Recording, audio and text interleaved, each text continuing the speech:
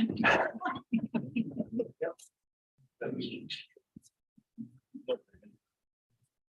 meeting's live, Chairman. Thank you. Good evening. I'm Councillor Rick Jones, Chairman of West Berkshire Council. The meeting is being live streamed via YouTube, so members of the public are able to follow proceedings. I'd like to thank members of the public who have joined us this evening and are watching the proceedings via broadcast. Council members are present in the chamber, in the council chamber for this meeting. I don't believe we have any councillors remotely. The officers in attendance are the Chief Executive, Nigel Lynn, Executive Director for Resources, Joseph Holmes, the Interim Executive Director for People, Paul Coe, the Executive Director for Place, Claire Lawrence, and the Service Lead for Legal and Domestic Services, Nicola Thomas. Particular welcome to Claire Lawrence, as this is her first meeting. Welcome. Sarah Clark, the Monitoring Officer, will be the legal advisor to the meeting. I'm assisted by David Cook, the clerk to the meeting, and by Stephen Chard, who will be acting as the Zoom host. Welcome to Honorary Alderman Paul Bryant, Quentin Webb, and Andrew Rolls, who are joined us this evening. If we hear the evacuation alarm, as always, we must leave the building immediately. Please proceed via the safe emergency exit route. If the lockdown alarm sounds, we will remain seated and await instructions from officers. We will adjourn the meeting until such time as it is safe to proceed. I will now ask the monitoring officer to outline how the meeting will be conducted. Thank you, Chairman, and good evening, members. Can everyone present in the chamber please make sure that they switch on their microphones when invited to speak, and to speak directly into those microphones, and to then switch them off when finished speaking. Can I please ask all members and members of the public in attendance to make sure that you have switched your mobile phones to silent and that you've turned the sound off on your tablets. Each member will be asked to vote on an item either by raising their hand or by using the microphone technology as directed by the chairman. If any member has difficulty using the technology, please raise your actual hand and an officer will assist. If we need to adjourn the meeting at any point, the chairman will adjourn and will advise as to the revised time and date of the meeting. Do any members have any questions about how the meeting will be conducted? Thank you, Chairman. Just before we start on the agenda, formally, members, just to let you know that we will I'll be changing the order of one or two of the items. The item number 16, which is the statutory pay policy, I'm moving to move to item 19, as will become clear the reason for that later. I will also be, at the time we get to public questions, ordering those in a certain order for efficiency purposes. So can we move to item 1, apologies for absence. Thank you, Chairman. We have received apologies from councillors Lee Dillon, Tony Vickers, Nasser Hunt, Alan Law, Billy Drummond, Royce Longton, Jeff Cant and Alan Macro, and from Honorary Alderman Graham Jones. I don't know if there have been any further apologies from the floor. Councillor Brooks has indicated. Well, I apologise on behalf of my group this evening. My leader is at a funeral in the north of England, and several of my members have come down with illnesses, ranging from COVID to others. But I would like to draw the council's attention to the fact that Councillor Royce Longton, twice leader of this authority, is not here because he's been taken into care home. Hopefully that will be for a short period of time, but that is something I think we should, our thoughts should go out to him. Royce is a gentleman, and he's been, as I say, twice leader. He was 1 year earlier than me on Berkshire County Council in 1993. So a real body of work from Royce. I know he would have been here if he could have been. Thank you. Please convey our best wishes to him.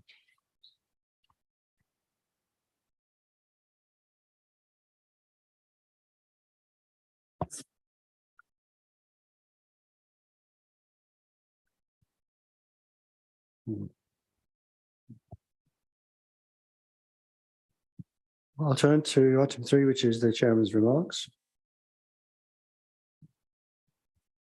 Members, since our last general meeting in December, the Vice Chairman and I and others have attended some 21 events. I'm grateful for Councillors Hooker and Pask and also Councillor Law for standing in when I was not available.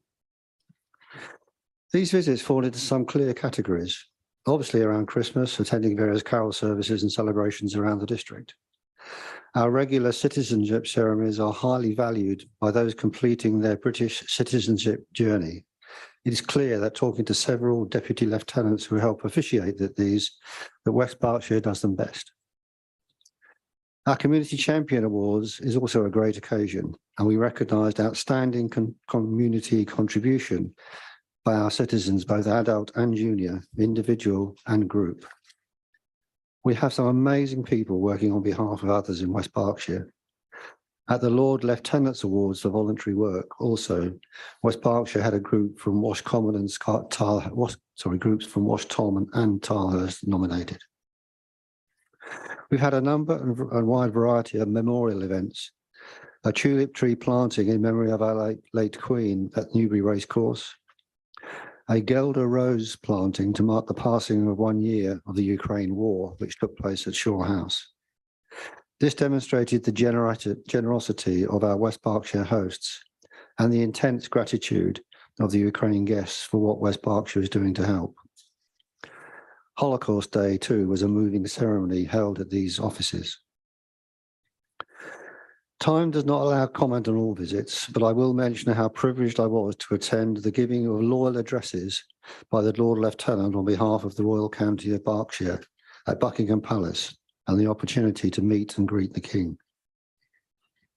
Members, this is our last meeting of this year, indeed of this term of office. Let us please make it a positive and cooperative one, and make a special effort to show respect to each other. The election is outside. In the chamber, we are simply concerned with conducting council business.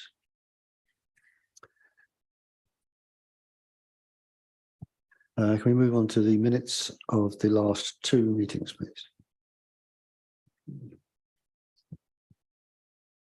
I'm going to chair. Councillor Lockett, are you happy to second the minutes? Pardon? I think we need to have proposals separately for the two separate. I think a point of order. We've gone off the agenda. Thank you for reminding me. My apologies. Councillor Doherty. Thank you, Chairman.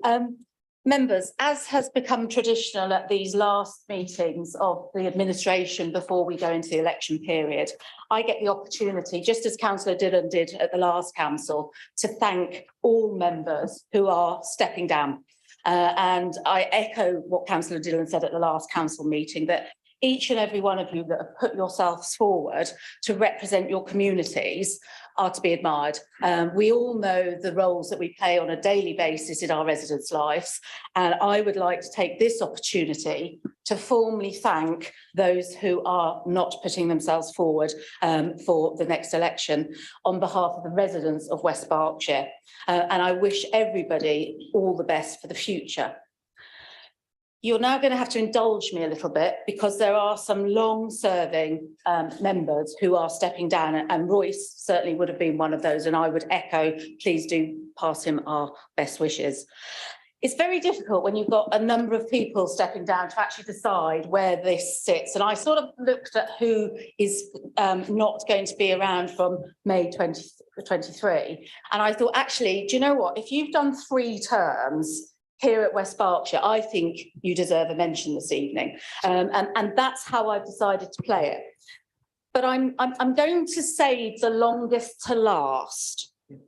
But before I proceed to that particular person, I just want to highlight a few others. So first of all, I would like to thank Councillor Garth Simpson.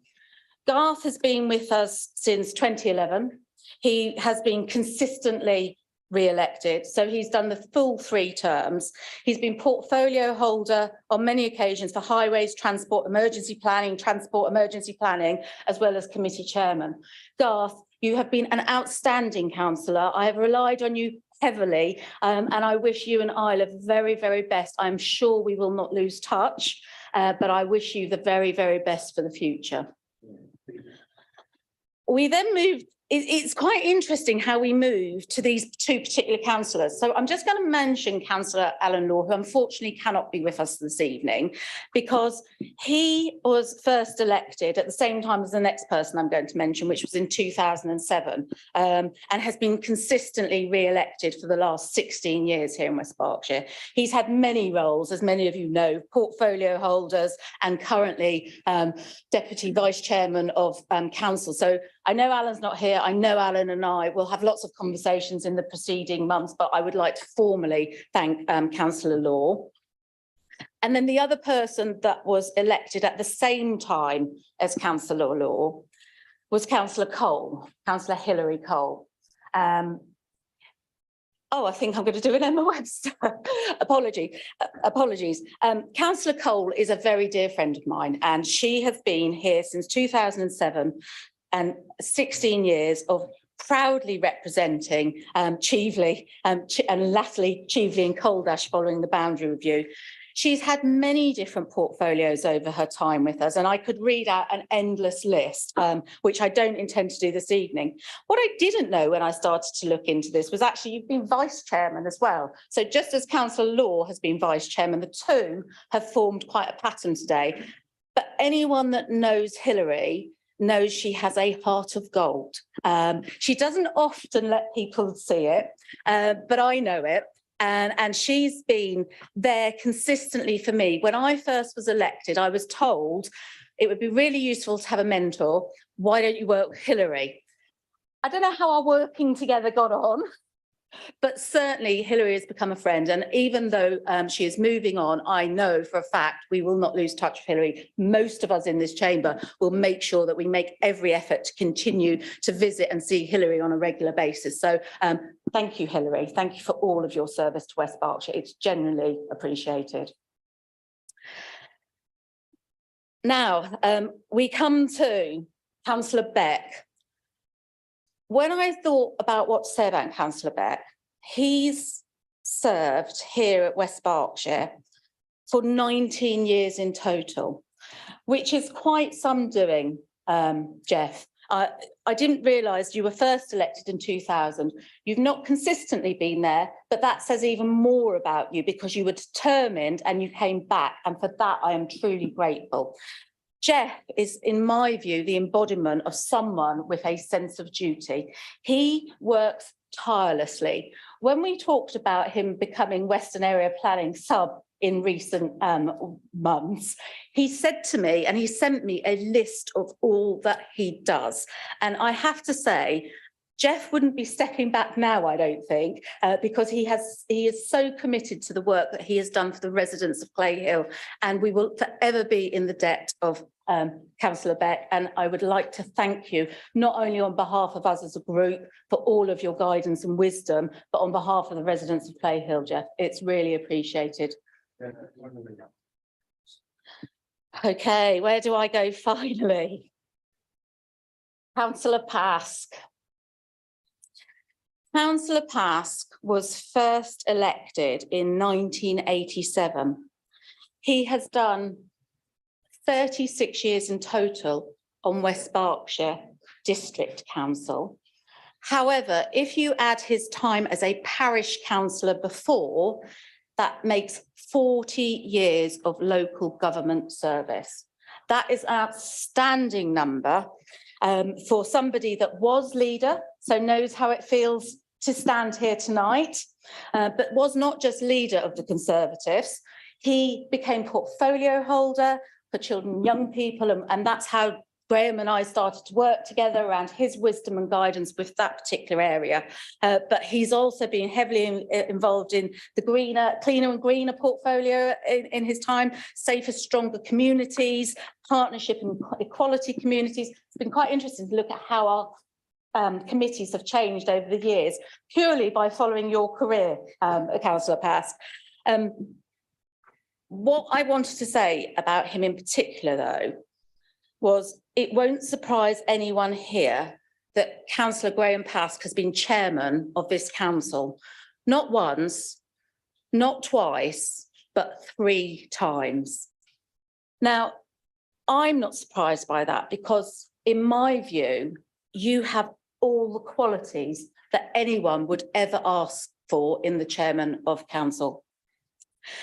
He, first and foremost, has that charismatic personality, but key to that is his fairness, his integrity, his compassion and kindness, and the fact that he is a wonderful ambassador for us.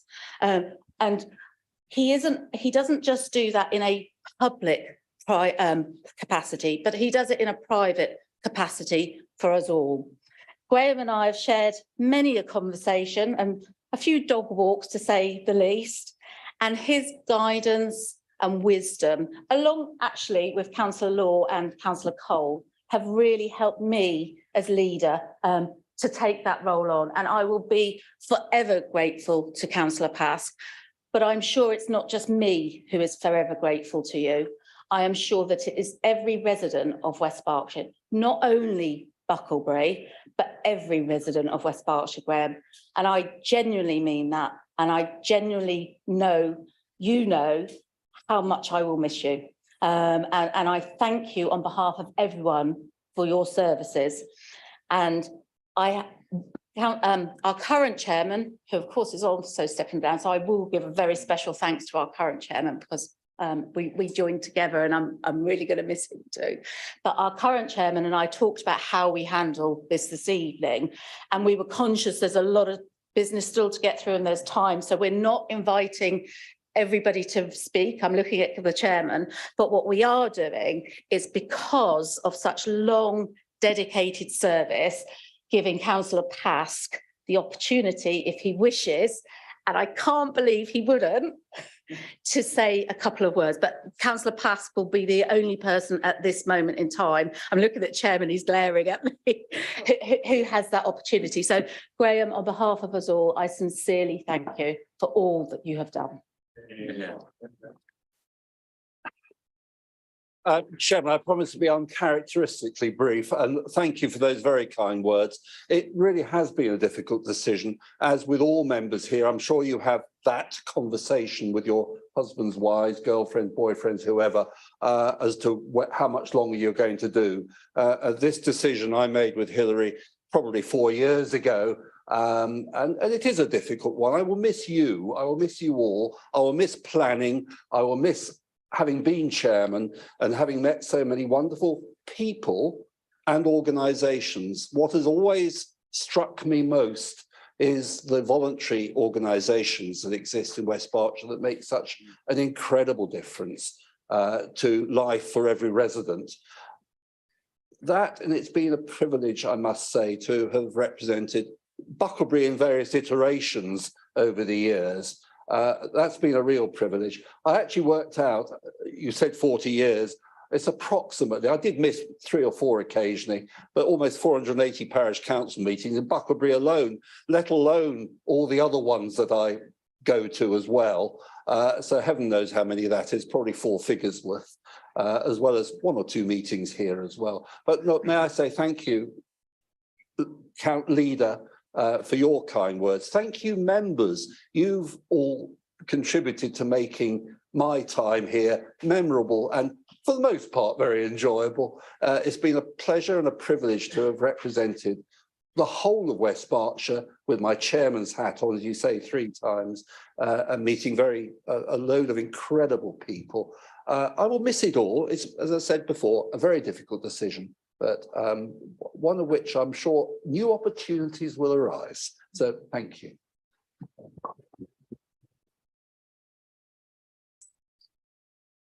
Thank you, Councillor Pask.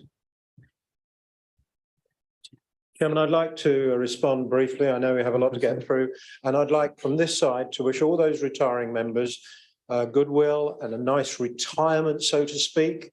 I really do mean that. All the ones named tonight, I think you've done very, very good job for the people of this district. I've tussled with many of you, particularly Alan Law.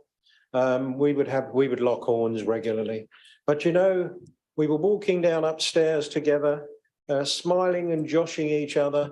And the officers looked at it as if to say, look at those two, they're getting on fine, as if it was astonishing. But that's a good relationship. If we can lock horns in here and go outside and be companionable, that's good.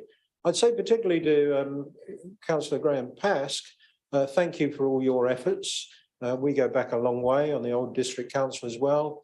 I was always pleased or hoping you were on the air traffic control when my plane was coming in at Heathrow, you know, because a man of integrity and intellect. 40 years, Graham, you have sat through thousands of council meetings.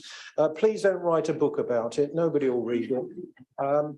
But you go well with our best wishes and, you know, thank you for your service. Thank you to all of you stepping down and Royce on this side. Thank you.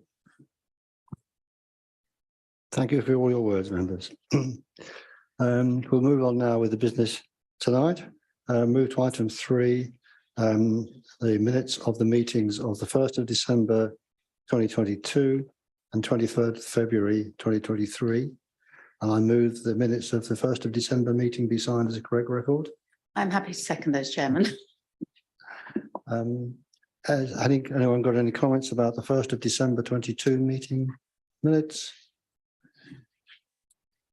Can I have vote by a show of hands, please? Thank you.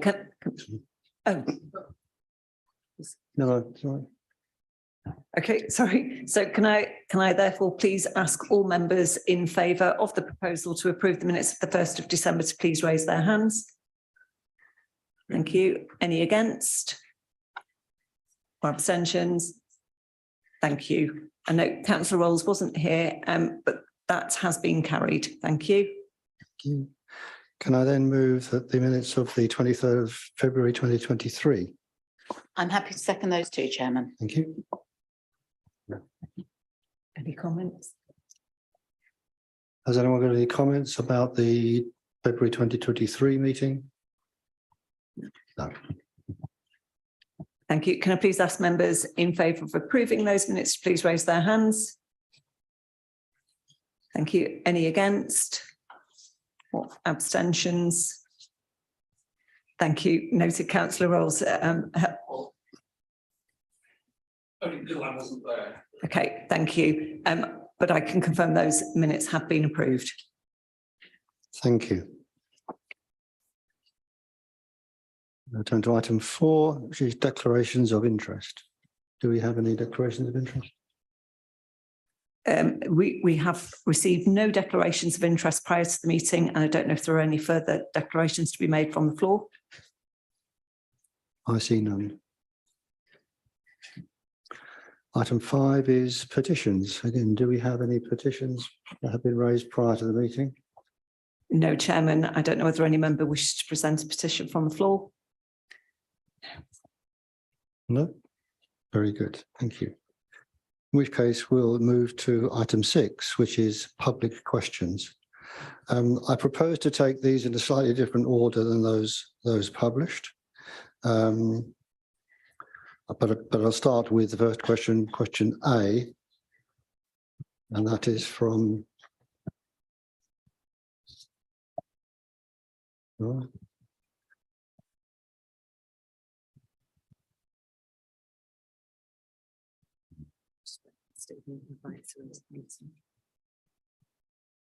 Catherine Hodgson. I believe she's via Zoom. Should be joining us momentarily, Chairman. Okay.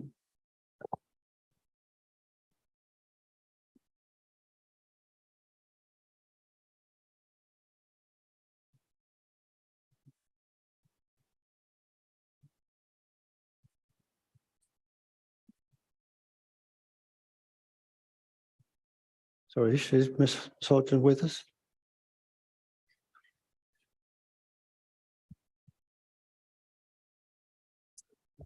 Seeking to promote her, Chairman. As soon as she is, I'll let you know, but I don't you want to proceed with another question in the meantime. Okay.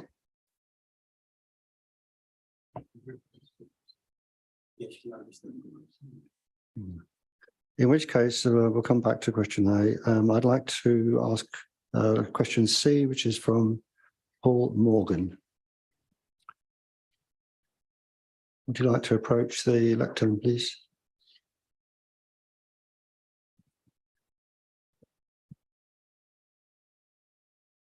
And Councillor Marino, would you like to respond, please? Chairman, the questions don't appear on screen, that's all. I mean, I've got it on mine, but for the. Right, is the question being displayed? I think we're waiting for.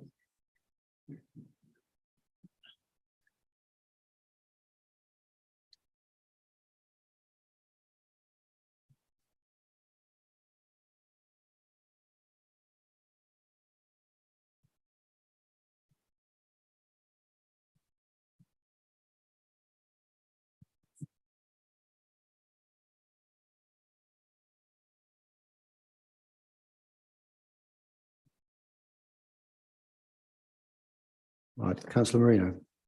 Thank you for your question, Mr. Morgan. Corporate board is an officer board which is comprised of the chief executive, executive directors, and the monitoring officer.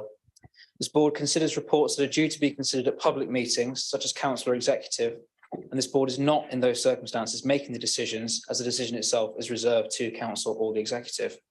Corporate board does perform a critical role in effective governance, providing decision makers with assurance regarding the key implications of proposed decisions. The agenda items and minutes of the board are therefore not published, as corporate board is a gateway board and reports are published when proposals are considered by the relevant decision maker. Do you have a supplementary question?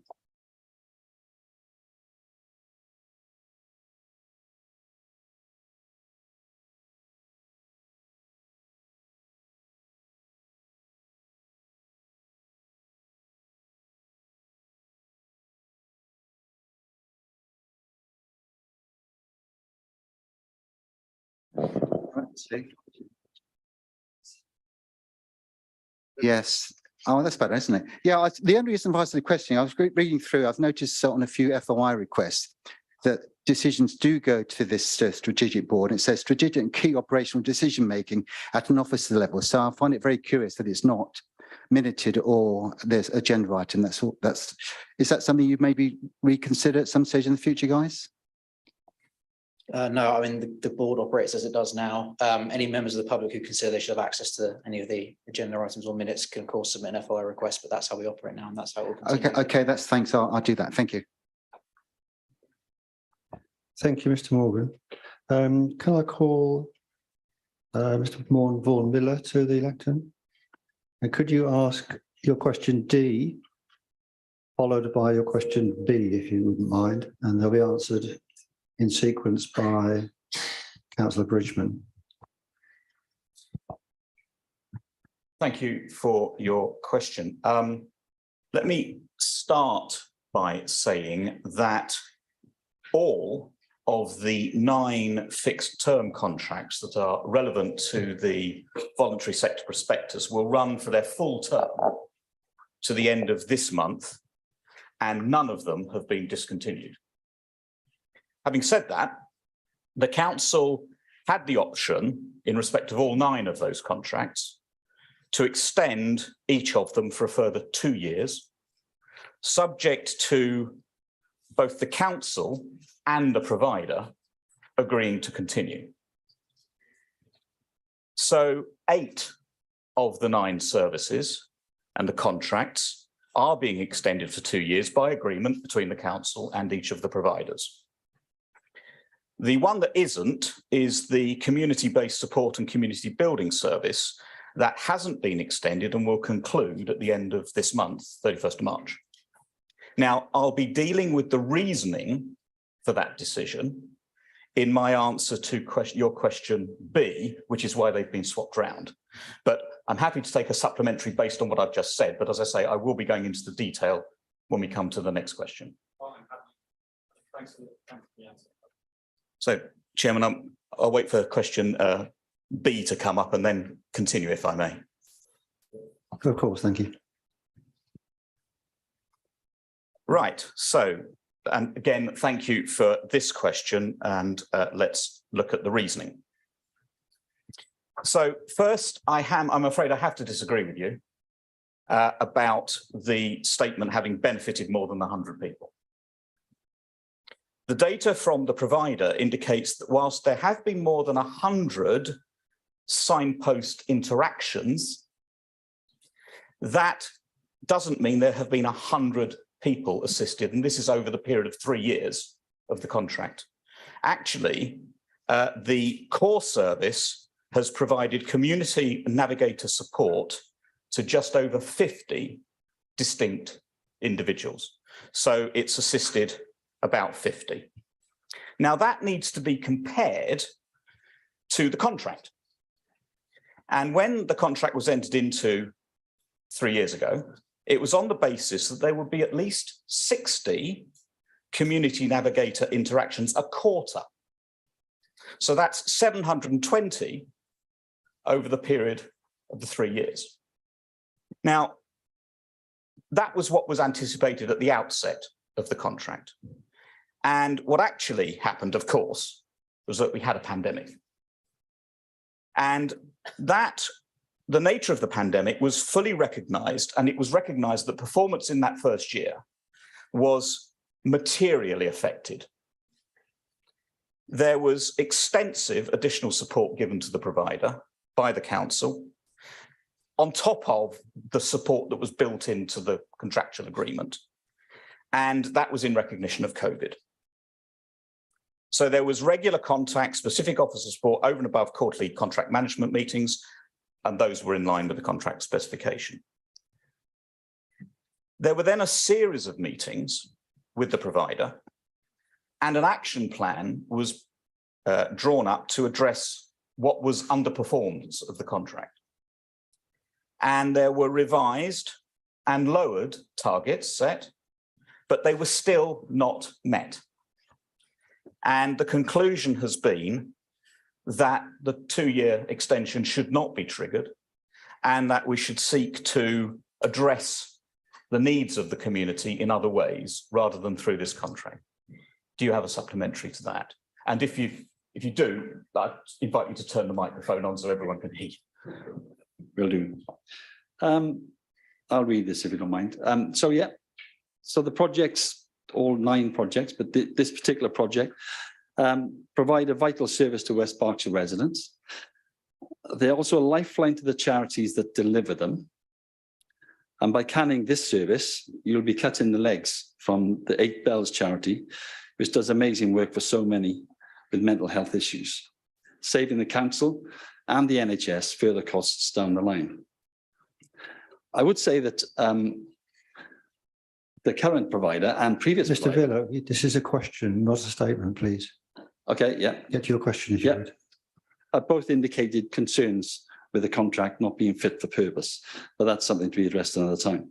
So this whole thing seems in contrast, I would say, to the Conservatives' election leaflet, which I quote, delivering the service that supports the well-being of all our residents with a focus on good mental and physical health. So are there plans to replace this service with an equivalent or better? Well, firstly, let me say that obviously on behalf of the administration, what we look for in a contract is something that provides that benefit to the community. And unfortunately, this just hasn't worked out. I would draw your attention, this is publicly available information, to the fact that this contract cost £42,000 a year for 3 years. So that's £126,000. Now, it was anticipated that would benefit not 722 people, because I've made the point that an interaction is not an individual, but let's, on the basis that roughly 100 interactions resulted in roughly 50, we would expect roughly 360 people to benefit from this interaction process, but certainly 720 interactions. Actually, we got just over 100. So you look at £126,000 of spend against that benefit to the community. No one forces anyone to enter into a contract with this council. There is a negotiation, there's a tender process, the requirements of the council, the KPIs are all out there in the tender process. So if a charity decides to bid for a contract on the basis of what the council is asking it to do, then one would expect that performance. Now, as I say, in this particular case, COVID got in the way, but we are certainly looking at other ways of delivering to the benefit of the community. But actually what has happened with COVID is the landscape's changed considerably. You'll appreciate that. There was this upswell of community involvement in the general area that this contract was designed to perform. And there are a number of different things going on that will, we think, actually cover the type of work that the contract was intended to achieve. There's a whole list. So just to cut this spiel, let me finish. you're not going to replace that service. We're not going to replace that direct service in the way in which it was delivered in this contract. Thank you. Thank you, Chairman. Thank you. Can I invite Mr. Alan Pearce to ask his question? Aye. And Councillor Marino to respond.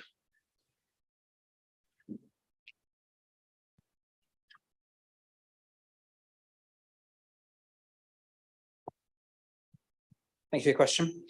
The legal obligations regarding the publication on a forward plan of details of proposed key decisions relate to executive decisions only. This will apply to any key decision of the executive, whether that is taken at a meeting of the executive by an individual member of the executive or an officer under delegated powers. This duty does not apply to non-executive decisions such as those which are reserved by law to council. The proposal referred to in your question, which relates to the creation of senior officer posts, which will each incur costs on an annual basis in excess of £100,000, is a matter reserved to council. The council will always endeavour to be as transparent as possible and does therefore provide as much notice as possible for all significant decisions that its proposal will be taken by council or the executive. It's for that reason that prior notice of this proposal was published on the forward plan on the 23rd of February 2023. The agenda and reports for council are required to be published 1 week prior to the meeting taking place, and the council will comply with that obligation. Do you have a supplementary question? No, thank you for your answer. Thank you.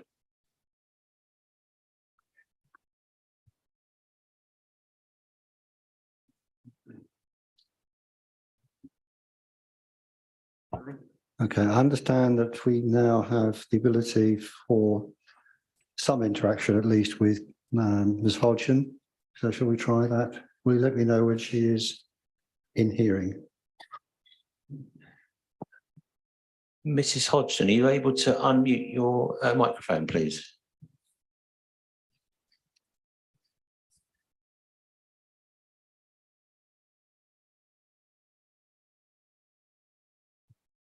It doesn't look as if we can talk to Mrs. Hodgson, so I suggest that we deal with that question, unfortunately, with a written response, if that's okay. I'm sorry about that, Mrs. Hodgson, but we can't communicate with you.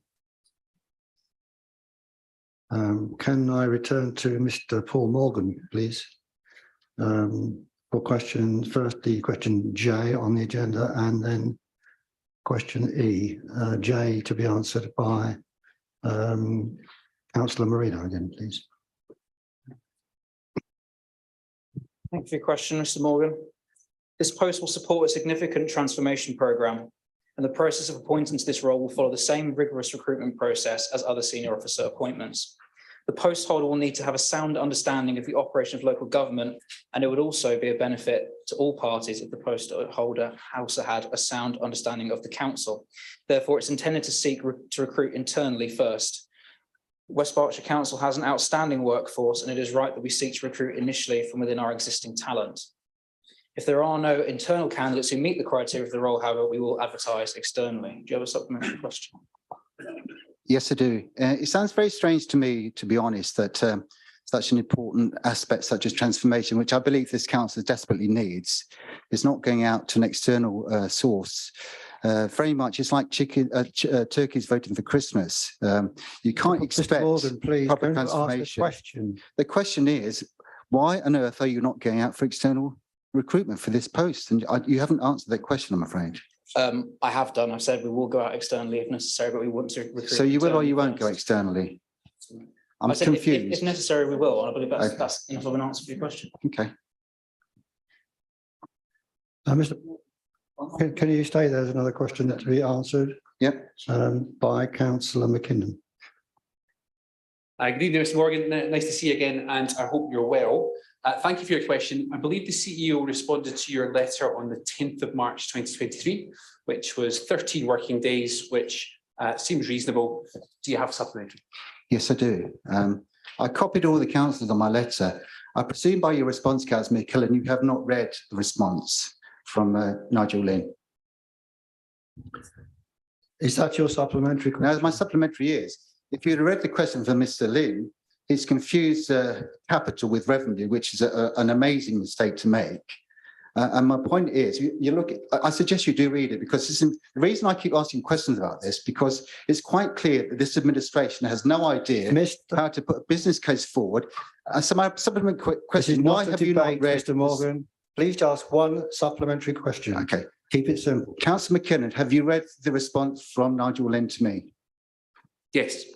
Have you got any comment on it? I don't believe you have. I really don't. Could I ask back Mr. Vaughan Miller, please, for question F and then question G, both of which are Councillor Wollaston.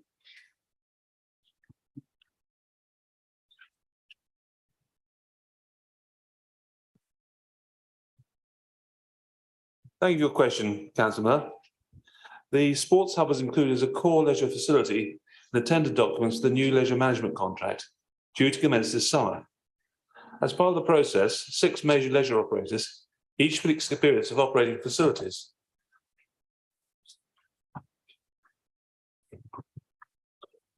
My apologies.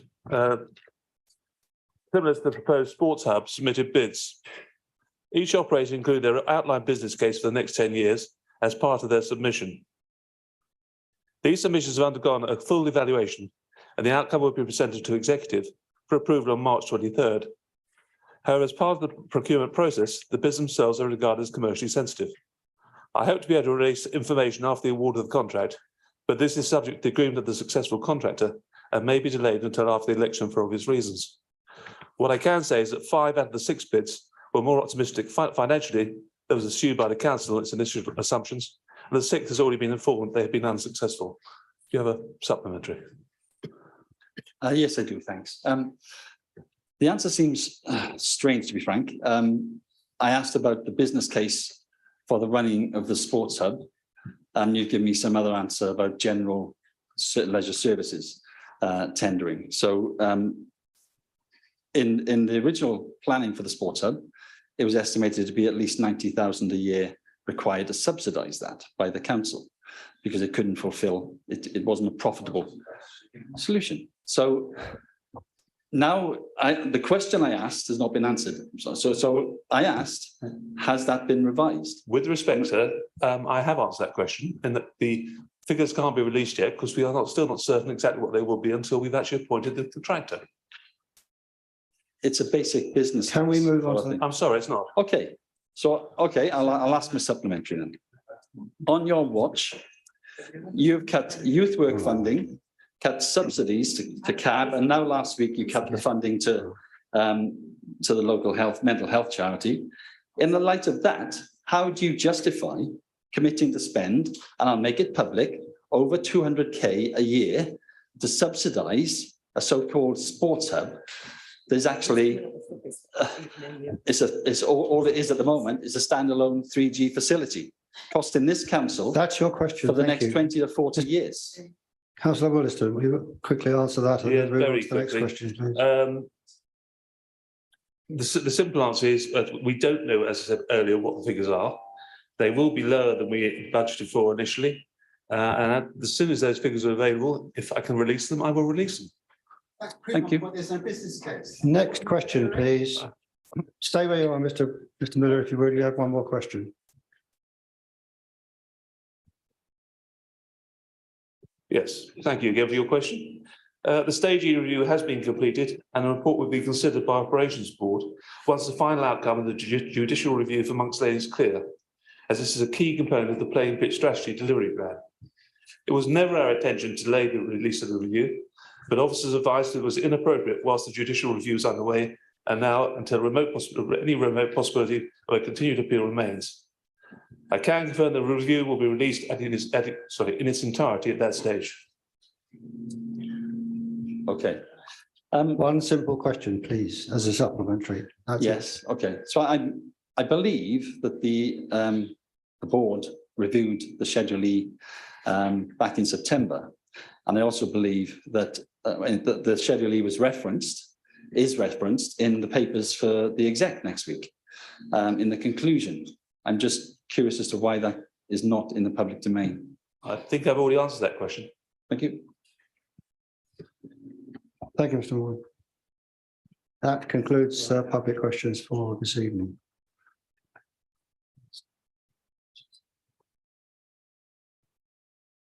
Item 7 on the agenda is any changes to membership of committees. And I'm not aware of any being proposed. No, I've not been informed of any, and I don't know whether there are any proposed amendments from the floor. It appears not. Thank you. Okay. Thank you very much. Agenda items 8 to 15 are simply to note the committee meetings of the various committees that have met in the intervening period. I propose that we take these on block unless anyone has any objection. I see none.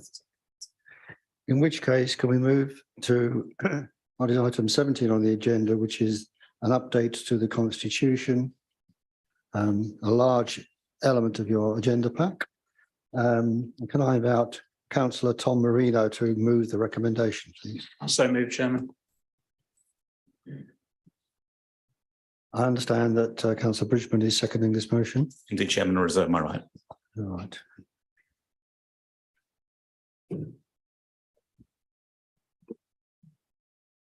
Do any members wish to comment on this proposal?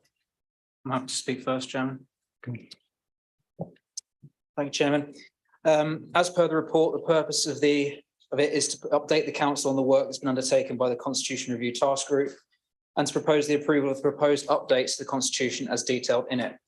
You'll see that recommendation I delegates the monitoring officer in consultation with the chairman of the Constitution Review Task Group the power to update Part 1 and 2 of the Constitution to ensure this reflects the new rules and to make any minor additional corrections to the parts of the Constitution to ensure consistency in terminology and presentation. Fundamentally, as members of the task group will know, the new text has been through draft, redraft and redraft.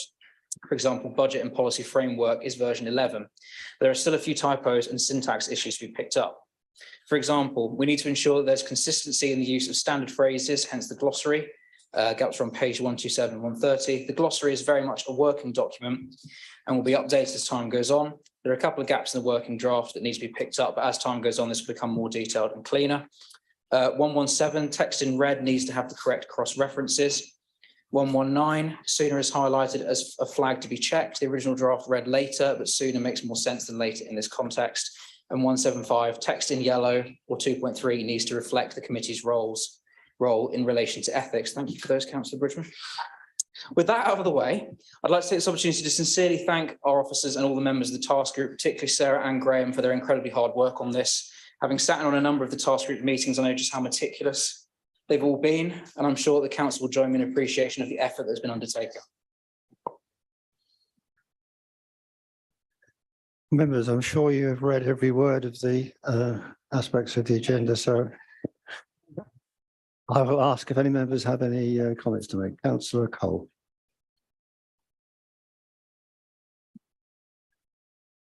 Thank you, Chairman. The first meeting I can trace of this group was in May of 2021. I attended more than a dozen, in fact, almost all of them. If you think that these were basically 2 to 3 hour meetings plus preparation, then consider the enormous additional amounts of time and effort that Councillor Bridgman and officers have put in to this exercise before and after meetings. The time requirement's been quite phenomenal. There are some more small changes that the Public Protection Partnership has asked me to mention this evening to get into the record. These include the quorum for the JPPC is now 2. This was amended last year. Number of other councillors should be 2, not 4 on that one. That's a leftover from when Wokingham was involved. Procedural motions may be moved without notice. This committee, that should be the same as the other committees listed on the document. Given the nature of the committee, it should also be able to receive reports on joint arrangements. Agendas should allow for member questions, not just those of residents. Although a rarity, I'm not sure whether this has ever actually happened, this committee should also have the ability to accept and respond to petitions. Please, could these details be reviewed? Perhaps the Public Protection Manager could be asked to review that part of the table before it is finally signed off. Members, does this give you an idea of the detail that we've been going into? Whole exercise was indeed notable for being cross-party. Members may correct me, but I can't remember any change actually going to a vote. The result is becoming something that is far easier to read and understand than the previous set of documents. With benefit of amendments, I commend it to you. Thank you, Chairman. Thank you, Councillor Cole. Councillor Brooks. Thank you, Chairman. An awful lot of work has gone into this. I joined the task group later than it's initially been set up. Councillor Bridgman has done a lot of work about this. I'm sure he puts himself to sleep each night if he's got insomnia just by going through some of the clauses. But no, you're right. There's been a good cross-party discussions, no votes, which is good. Bear in mind, this is a major update to the Constitution, but it's a living document. There will be changes post-May, whoever's sitting around here. The thing is dynamic and it should be dynamic. I applaud Sarah Clark's work in this, and I think we're getting towards a good, really good refresh of it. But as I say, we'll still be picking at it if we're here beyond May for good reasons. So get support on this side. Thank you, Councillor Brooks. Councillor Bridgman, do you like to? Thank you, Chairman. And it's clear that version 5 of the JPPC terms of reference come appendix haven't reached the document, because I'm looking at my version, which has 2 members, has 4 members, has a quorum of 2. Yeah, I would suggest, I would suggest, members, that what we do there is certainly, as Councillor Cole suggests, we leave officers to bring a fresh version to the JPPC for the JPC to support and bring forward into the system. But I don't think the amendments there will be surprising to anyone. Chairman, thank you for those comments. Yes, it's been a long, hard haul. And as I said at the Special Governance and Ethics Committee that considered the documents before they came here, quite rightly, many thanks to officers in particular. I have to say to Sarah Clark for the immense amount of effort she's put in to getting us where we are. I will say no more. I think we're pretty much there. I certainly agree. Living document needs to be constantly kept under review. The glossary will update as we go through, but I have nothing to disagree with Councillor Brooks on. Thank you.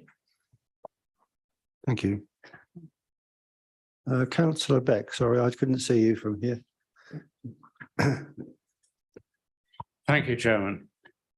As a working member of this review group, I wish to actually sort of give my severe thanks to Graham Bridgman, who has actually sort of led us over several years, as Councillor Cole has alluded to.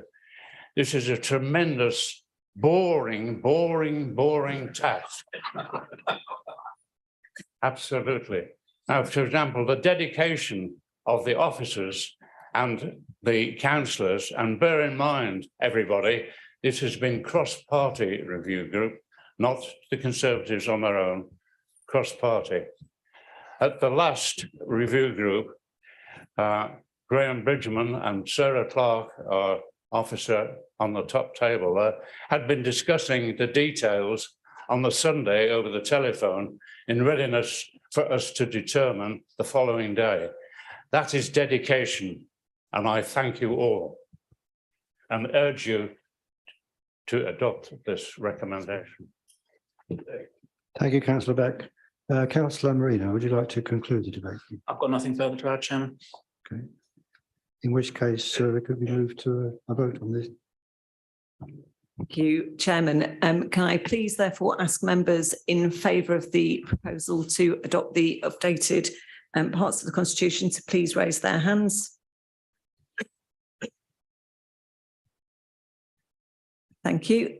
I believe that's unanimous, but I will just check any against or abstaining. No, I think that was unanimously approved. Thank you, Chairman. Thank you, Mr. Clark.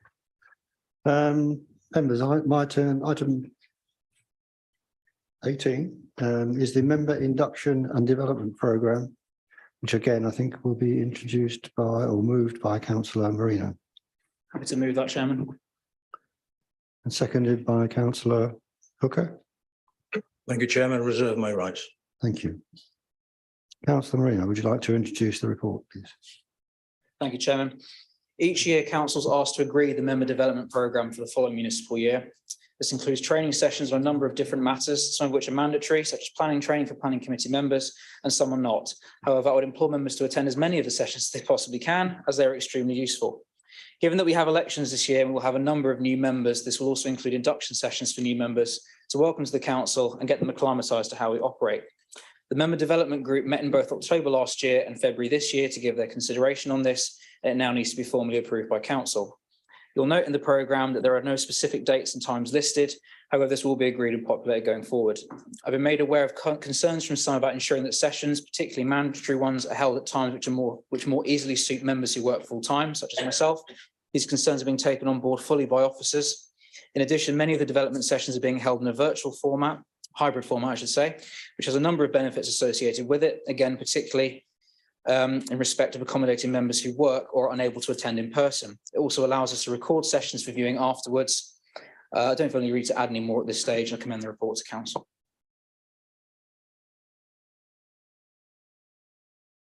Councillor Brooks, I understand that you would like to propose an amendment. I would, Chairman. Is this now the time to do it, sir? Yes. Yes. Thank you very much. I'm proposing an amendment to replace the word mandatory with the word strongly recommended. Except where there is a legislative requirement that members must have been trained in order to sit on a particular body, planning, licensing and appeals refer. I'm also putting forward an amendment to delete the words. That isn't the amendment up there. I sent the amendment to you, Stephen Chard, earlier. That is my preamble. I'd like you to take that down. That was a private email. So members, we on this side absolutely agree. I have a seconder here, by the way, Chairman, you didn't ask for one. So you let me bowl into the amendment. We on this side understand the need for member development, and particularly after May, when whatever political persuasion, there will be new members here and they will need an induction programme. I hope that programme will be stretched out rather than force-fed into a short period. And certainly going back all those years to when I went on Berkshire County Council, I was on the Social Services Committee and the Public Protection Committee, and those were the ones I learnt. And I came later to education, later to schools, later to culture, later to planning. So we don't need to cram when members come here on May the 8th, 9th, or whenever. And bear in mind, while we're training them, they can be training us. We get members here with great subject matter expertise. And if we were in a position of influence after May the 4th, we would make sure we use those. We will make sure we use those. I'm getting heckled by my own side here, I think. In order to make sure that our members, those new members, do get good member development training, and we'll use councillors who've got skills from across the parties, to come in. I have 40 years experience in recruitment. I can help your internal recruiters do their job better. That's the sort of subject matter expertise we could use here and not be stiff here. So it goes both ways. But I wish to change the word mandatory to strongly recommend. And I also want to delete the words dress code. I'll come back to that. Now, this council can't really mandate any councillors to do anything apart from what is legislatively required. So to use the word mandatory in the report for a whole range of development training is not appropriate. There is no sanction to make them do it. So once you use the word mandatory and somebody doesn't go along to that session, what you gonna do? Strongly recommend, and I'll give an assurance on this side that my leader and I, if we're still here, we will do everything we can. We will urge, we will cajole, we will plead to make sure our new members go through all this training, this member development. But what we won't do is say to them, you have got to, because actually that's not how we roll. I don't think it's a bad amendment to say strongly recommended, and I give an assurance that if I'm here, we will get members into those induction programs. Now, I don't need an officer to tell me how to dress. And what one of those sessions says, how council meetings work and dress code. No. And I don't need training in personal hygiene either, I don't think. So let's not treat our councillors as children. These are sensible amendments that will make things better. And I can tell you this, if you vote it down with your legions of votes tonight, we will not abide by it. We won't say it's mandatory, and we won't attend anything that tells us how to dress. So please, just adjust it as I think was asked for in the session, the member development session, and we can all move forward with something that works better. Thank you. Councillor Cotton, do you wish to speak now or later? Okay. Do any members wish to speak to this amendment? Councillor Masters. I'd just like to say that I took part in the management development and the member development working group with a number of members present here. And I was led to believe that considerations that Councillor Brooks is proposing were fairly unanimously agreed at that working group, that we would look at reducing the number of mandatory to exactly as Councillor Brooks has stated, the ones that are legislatively provisioned, and strongly advise that members attend as many as humanly possible in those opening few months. So, and there was a very healthy discussion about, certainly myself and Councillor Hooker, about the merits of ironing shirts, which I think many of you may probably be glad you missed. So I want to support this motion, and I would urge all members to take a sensible and pragmatic view on both the proposals from Councillor Brooks and Councillor Cotton. Thank you. Councillor Burke. Thank you, Chairman. As far as the dress code is concerned, I have some sympathy with Councillor Brooks' amendment. I'm not too. I think we should all abide to a code. Mandatory, I think that we can. That perhaps is going a bit too far. However, when it comes to the programme, I think that I think we would all agree there are aspects of the induction of the development programme that we would agree everybody should take part in and should abide by. So, for example, corporate parenting. It's a component of the induction program, the induction sessions, and I think it's absolutely vital that people joining the council understand what their responsibilities are as corporate parents. And just to say, it's strongly recommended that you come along to that and participate and take heed.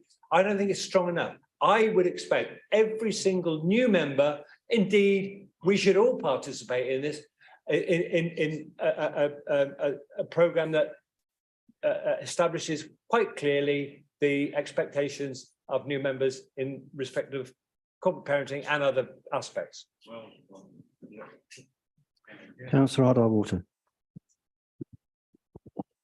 Thank you, Chairman, and likewise, I have a lot of sympathy with your amendment, Councillor Brooks, in particular as a rebel on the tie wearing front. I do welcome the relaxation of a dress code. We should dress appropriately and smartly in whatever way suits us.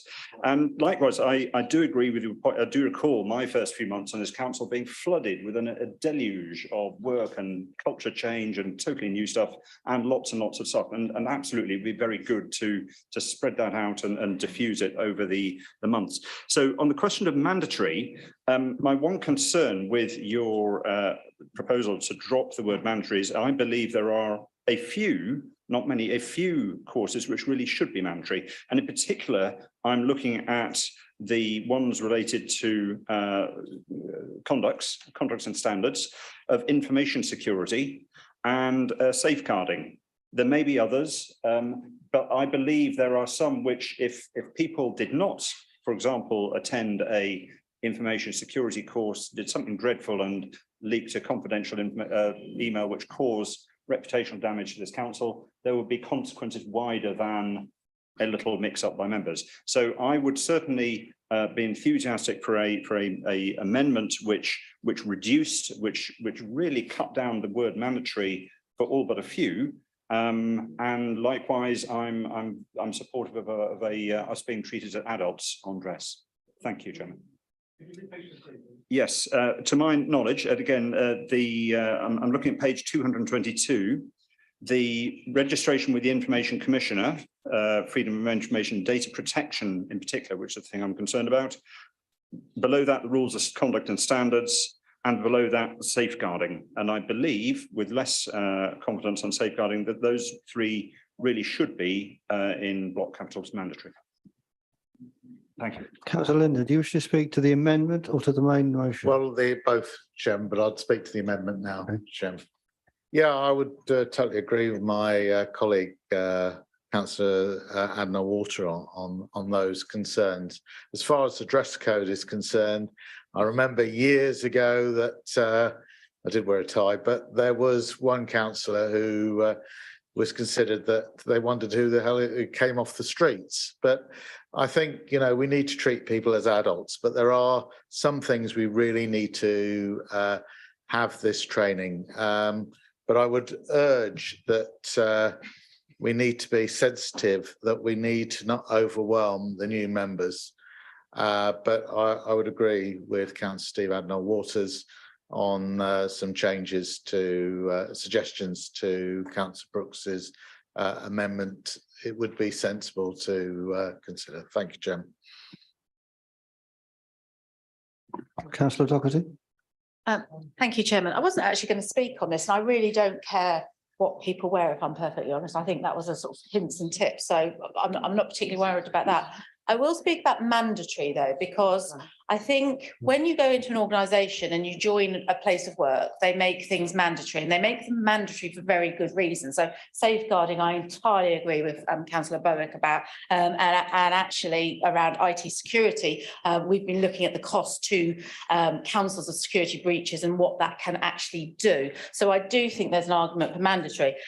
Interestingly, and I take this on the planning point, the issue is, if you don't have that training, you could end up costing the council an awful lot of money. You could end up creating liability issues and safeguarding concerns that you're not aware of. So I do think, actually, as leader of a group, that I have responsibility to make sure that if I put a member on a committee, they are trained to do so. So you're saying you can't make people. Well, I wouldn't be putting people onto committees unless they'd had this training, because I won't risk the exposure that potentially could have for the council as a whole. So I'm supportive of the word mandatory because I think the risk in terms of both a safeguarding aspect, a security aspect, and a financial aspect, if I'm perfectly honest. There's been some, you know, where people on planning policy haven't necessarily taken policy and different things because they haven't understood it. So I'm supportive of the mandatory element of this and would vote against this motion this evening.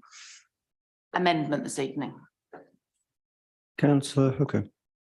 Thank you, Chairman. I agree with Councillor Masters. We did discuss this whole business of whether it should be mandatory or not. And but it wasn't going to be a blanket. It was just for those sessions that are actually covered in this paper. And my understanding is, as chairman of the planning committee, if you don't attend the training, you can't sit on planning. Right. If you don't go to the mandatory training on appeal, you can't sit on appeals. So when we discuss mandatory, it wasn't carte blanche across the whole lot. I think Councillor Cotton is agreeing with me. It wasn't across the whole board. I think we leave it as it is. It's as in the paper for those, I think it's 6 training sessions that we stick with, and the others are non-mandatory, of which I will have something to say later. With regard to dress code, again, the word mandatory wasn't used with regard to dress code. It was a general discussion of where do we draw the line as we present ourselves to our representatives and our residents. We sit on planning committees, which are pseudo-legal bodies of which we're making important decisions. And I think we ought to present ourselves in that format. I'm not saying that, and I think for a council meeting, we ought to turn up reasonably well presented. I'm not saying it's mandatory, but I think it's a self-leveling of what do we consider, how we wish to present ourselves as councillors to our residents and those that have elected us. I think that covers all I wanted to say. Thank you. Thank you. Councillor Abbs. Yeah, thanks very much, Chairman. Obviously, I'm supportive of the amendment because, you know, there's nobody's arguing the fact that anything that's required by law is not going to be mandatory. It's got the backing to say, well, you just can't sit on that panel, that committee, that whatever, unless you've had the training. So none of us are saying there shouldn't be any without the word mandatory on it. We are only saying that there are certain ones which have no kind of way of being enforced, where the words very important, you really should attend, something other than mandatory is used, because that's actually what the whip, whatever you want to call it, can do, because that's exactly what would happen. Oh, well, you want to be on that committee where you really got to do the training, otherwise you can't get on it. I don't think there's any difference on this side in terms of how you persuade people to do the training. The difference is the wording, and the wording we're creating would be much better with fewer that are down as mandatory. So, thank you. Councillor Jeffrey. Thank you, Mr. Chairman. Well, I think we've got this wonderful divide that we've managed to create over something where we all broadly agree. I think we can leave the dress code out of it. I think that enough people have spoken, and I think we've dealt with the dress code. Some people dress one way, some people dress another, and that's about as simple as it goes. The council leader made reference to joining a company. If you join a company, I had the privilege many years ago of joining the Royal Naval Reserve. I can assure you there's a dress code in the Royal Naval Reserve and in the Royal Navy, and you don't break it lightly. This council is not our employer. A councillor is elected. Your mandate comes from those that vote for you. There are many in this chamber tonight who are rather hoping that quite a lot of people will be voting for them in a few weeks' time. Maybe they will, maybe they won't. But those that are returned and are elected on the night, they will be councillors. And the only things that can be put in as being mandatory are those that Parliament in the law has already said must be mandatory upon councillors. The comments that are being made about having to have mandatory training on planning, on appeals and so on, that is all part of that scheme. So those things are covered anyway. Just don't let it go any further and have individual members of this council having a bee in their bonnet and deciding that this particular thing is so important that it must be mandatory, because you can't prevent, by mandatory or not mandatory, you can't prevent that councillor from speaking in a proper way, in a dignified manner, in a meeting, and voting as they deem appropriate. So don't let's put something in here which is only going to trip us all up and is not going to be backed by the law of the land. Thank you, Mr. Chairman. Councillor Rolls. Thank you, Chairman. I'm just little bit confused on the actual wording of the amendment because we didn't see it on the screen, and I'm not clear in terms of which ones we're agreeing to or not agreeing to as set out in the paper. I think it would be. I'm happy to clarify that when I summarise, and I might be amending my amendment slightly to perhaps get agreement across the chamber. Perhaps the monitoring officer may not let me. Well, Don't predict. Don't predict. You've got Graham and then James. Graham. Yeah. Chairman, it's actually quite hard to see from here as well. So could somebody actually read it out? Because it's very hard to see from over there. I certainly can't read it out from here, so. Right. Councillor Brooks, would you care to read it out so that everyone understands exactly what you're saying? The amendment is replace the word mandatory with the word strongly recommended, except where there's a legislative requirement that members must have been trained in order to sit on a particular body. Planning, licensing and appeals refer. Full stop. Delete the words dress code. So 2 changes. Thank you. So Bridgman. Thank you, Chairman. I think there is an issue with the proposed amendment, and I'll explain. I believe, and I would look to officers' advice on this, that there is a legislative requirement, for example, to have licensing training in order to sit on a licensing subcommittee. Hang on, bear with me. But I'm not certain there is such a requirement for planning. So, for example, I do think you could sit on a planning committee without planning training. Now, I think it is absolutely right that this council insists on planning training because of the danger of an appeal on the basis that the members who considered the decision didn't know enough to make that decision. So I do absolutely agree that we should have mandatory training for certain committees. And the list is there. So I don't disagree with the sentiment. I disagree with the basis of it, that it is legislative. However, I go further.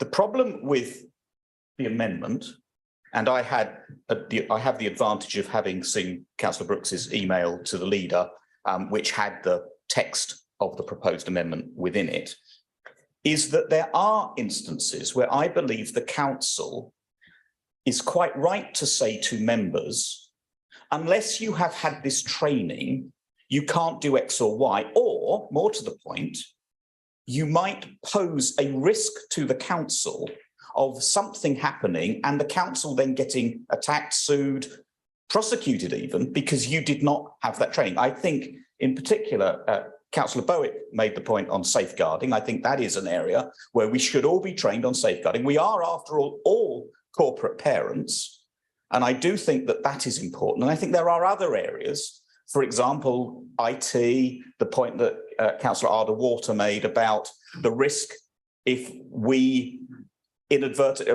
deliberately or inadvertently allow something to go out that shouldn't have gone out. You know, all of that kind of risk, which comes back on the council, doesn't come back necessarily, might come back on the member, but it definitely might come back on the council. So I think I agree with the sentiment of those items, but I think it needs to be extended.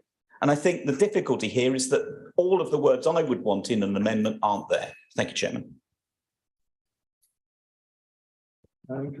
Councillor Abbs, it's either point of order or point of information, I'm not sure, because a statement that's just been made was that planning doesn't have legal force behind it, that it was mandatory. That is directly contradictory to the training that we were given with our Sarah Clark gave us that training and made that statement when I first became a member. So we should get clarity on this. If it's got no backing, why the hell was I lied to then? If it's got backing, then that's fine. That's fine. So you don't cajole me into doing Councillor by Abbs, pretending something's mandatory. We've taken the point. Thank you.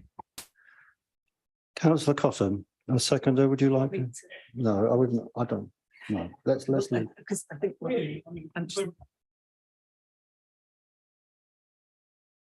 you go. I always forget that one. We throw bandy around the word political. I really was not being political about this. We went to a members development group. We discussed it. I sincerely think as my colleague does here, thought that planning was mandatory. Licensing definitely is. And I, with Jeff, brought this forward because of clarity and not to devalue or dilute the meaning of mandatory. I'll use another military analogy. My father in the army says, don't give orders that won't be obeyed or you can't make be obeyed. And we're at the risk of doing that at the moment. You're saying this is mandatory. Is it legally? You've got to do that? What if a councillor doesn't turn up and do it? I will attempt to do all of these. But I seriously think we're at risk of, more broadly, you use the word, less value it has. Certainly for the legal parts and certainly maybe others, I will leave that to the proposer of it. But it's something, it should be to the groups to encourage and maybe even insist that they do. It's not a function, I believe, of the council because it's not a legally required, except those ones that have been mentioned. And as I said, don't give orders you can't enforce. You go down a slippery road there. Thank you. Yeah. Councillor Brooks. I think there's been a really good debate. Sorry, I think Councillor Marino, as the mover of the main amendment, the main motion, can speak before the mover. So I don't know whether Councillor Marino wished to. Yeah, it was the other way around. Sorry, I've been given the wrong guide. So if you want to. like to, Chairman. Okay, yes, if you would, yes. Sorry, Councillor Brooks. Thank you, Councillor Brooks, for your amendment. Thanks everyone for their contributions. I have to say I respectfully disagree, Jeff. Whilst it is true that members may not be able to attend every single training session, mandatory or no, setting the programme is a council decision, and as a council, we are perfectly entitled to put on training that is considered mandatory outside of the specific circumstances, as we have certain standards that we want to see upheld. We all believe in good governance, in the ability to make and scrutinise decisions and to carry out our duties as elected representatives to the best of our abilities. And these training sessions help us in achieving that. And it's not at all uncommon to have mandatory training and induction sessions, regardless of sector or organisation. Every professional organisation that I've been a part of has laid on induction and onboarding programmes. And indeed, LGA guidance for writing a council development strategy refers to including a programme of both mandatory and non-mandatory training. Again, as I said earlier, all sessions are recorded to allow any members who are unable to attend for whatever reason to watch the sessions back, and many are held at different times in a hybrid format to provide further flexibility. I certainly want to be able to speak to my residents and give them my assurance that I'm doing all that I can to carry out my role to the best of my ability, and I'm sure that everyone else will feel the same.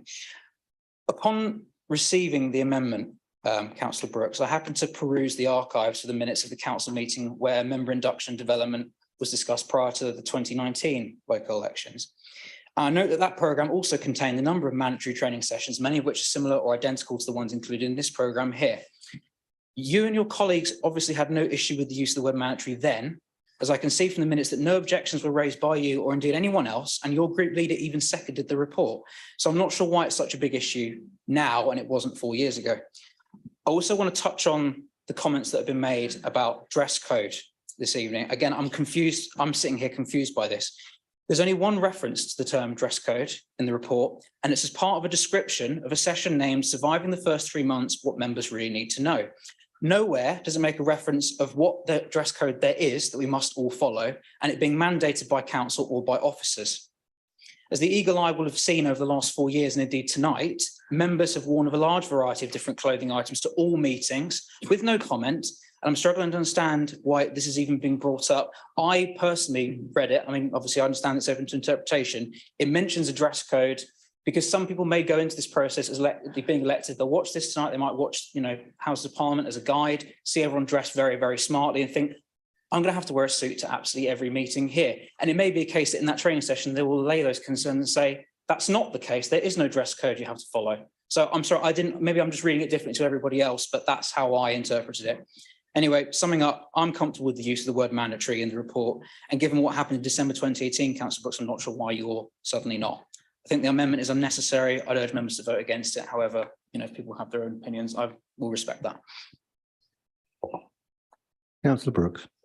I'll repeat, I think it's been a good debate. And what I didn't do in 2019 doesn't mean I can't do it forever. There are 19 sessions here, and you've used the word mandatory on all of them. Now, I'm sorry, we've just added them up. Now, I think it's been a good debate because actually, I tend to agree that there are some that we might call essential, and they certainly include corporate parenting, information security, safeguarding, members' conduct. And let us be clear, there is no desire to not attend these. But if a member just can't attend them, then there is no sanction whatsoever.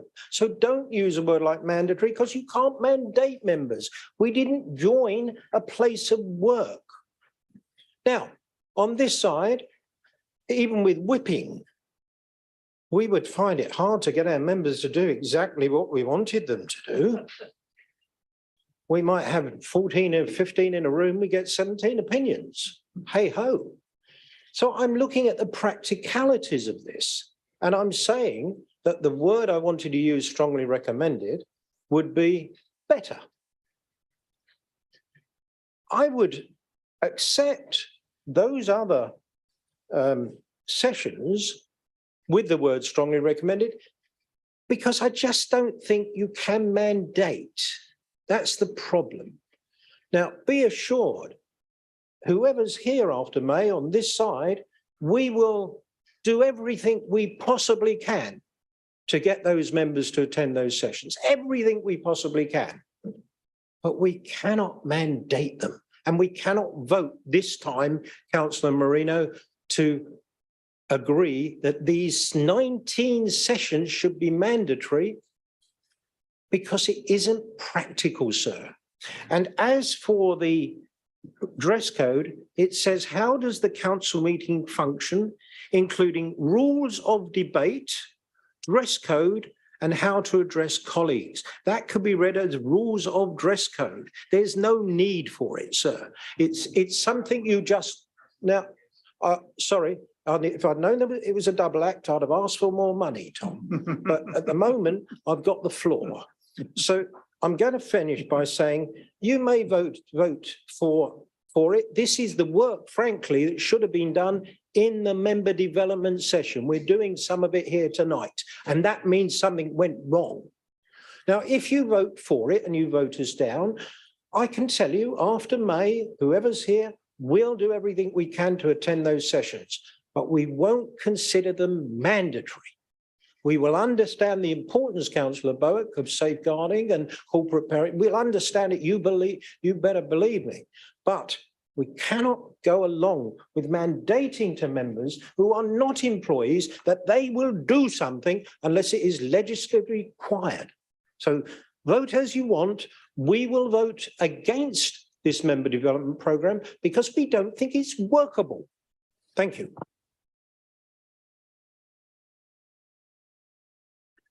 Thank you, Councillor Brooks. Can we therefore move to a vote on the amendment, please?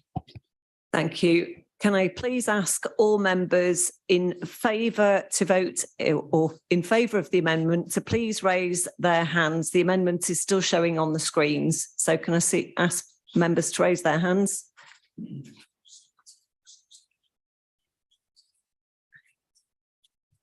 Okay. Thank you. And those against?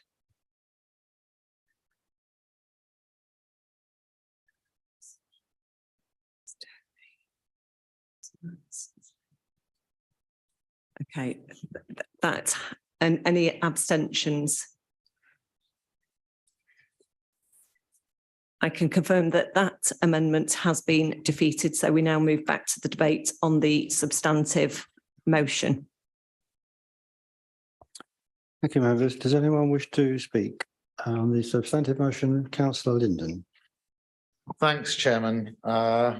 Had it been slightly amended, I might have abstained on the last one. But going to the main motion, I think it's very, very important for members to turn up to these development things. And I know some, like Councillor Cole sitting next to me, when she was on the executive, made a real effort and encouraged members to do so.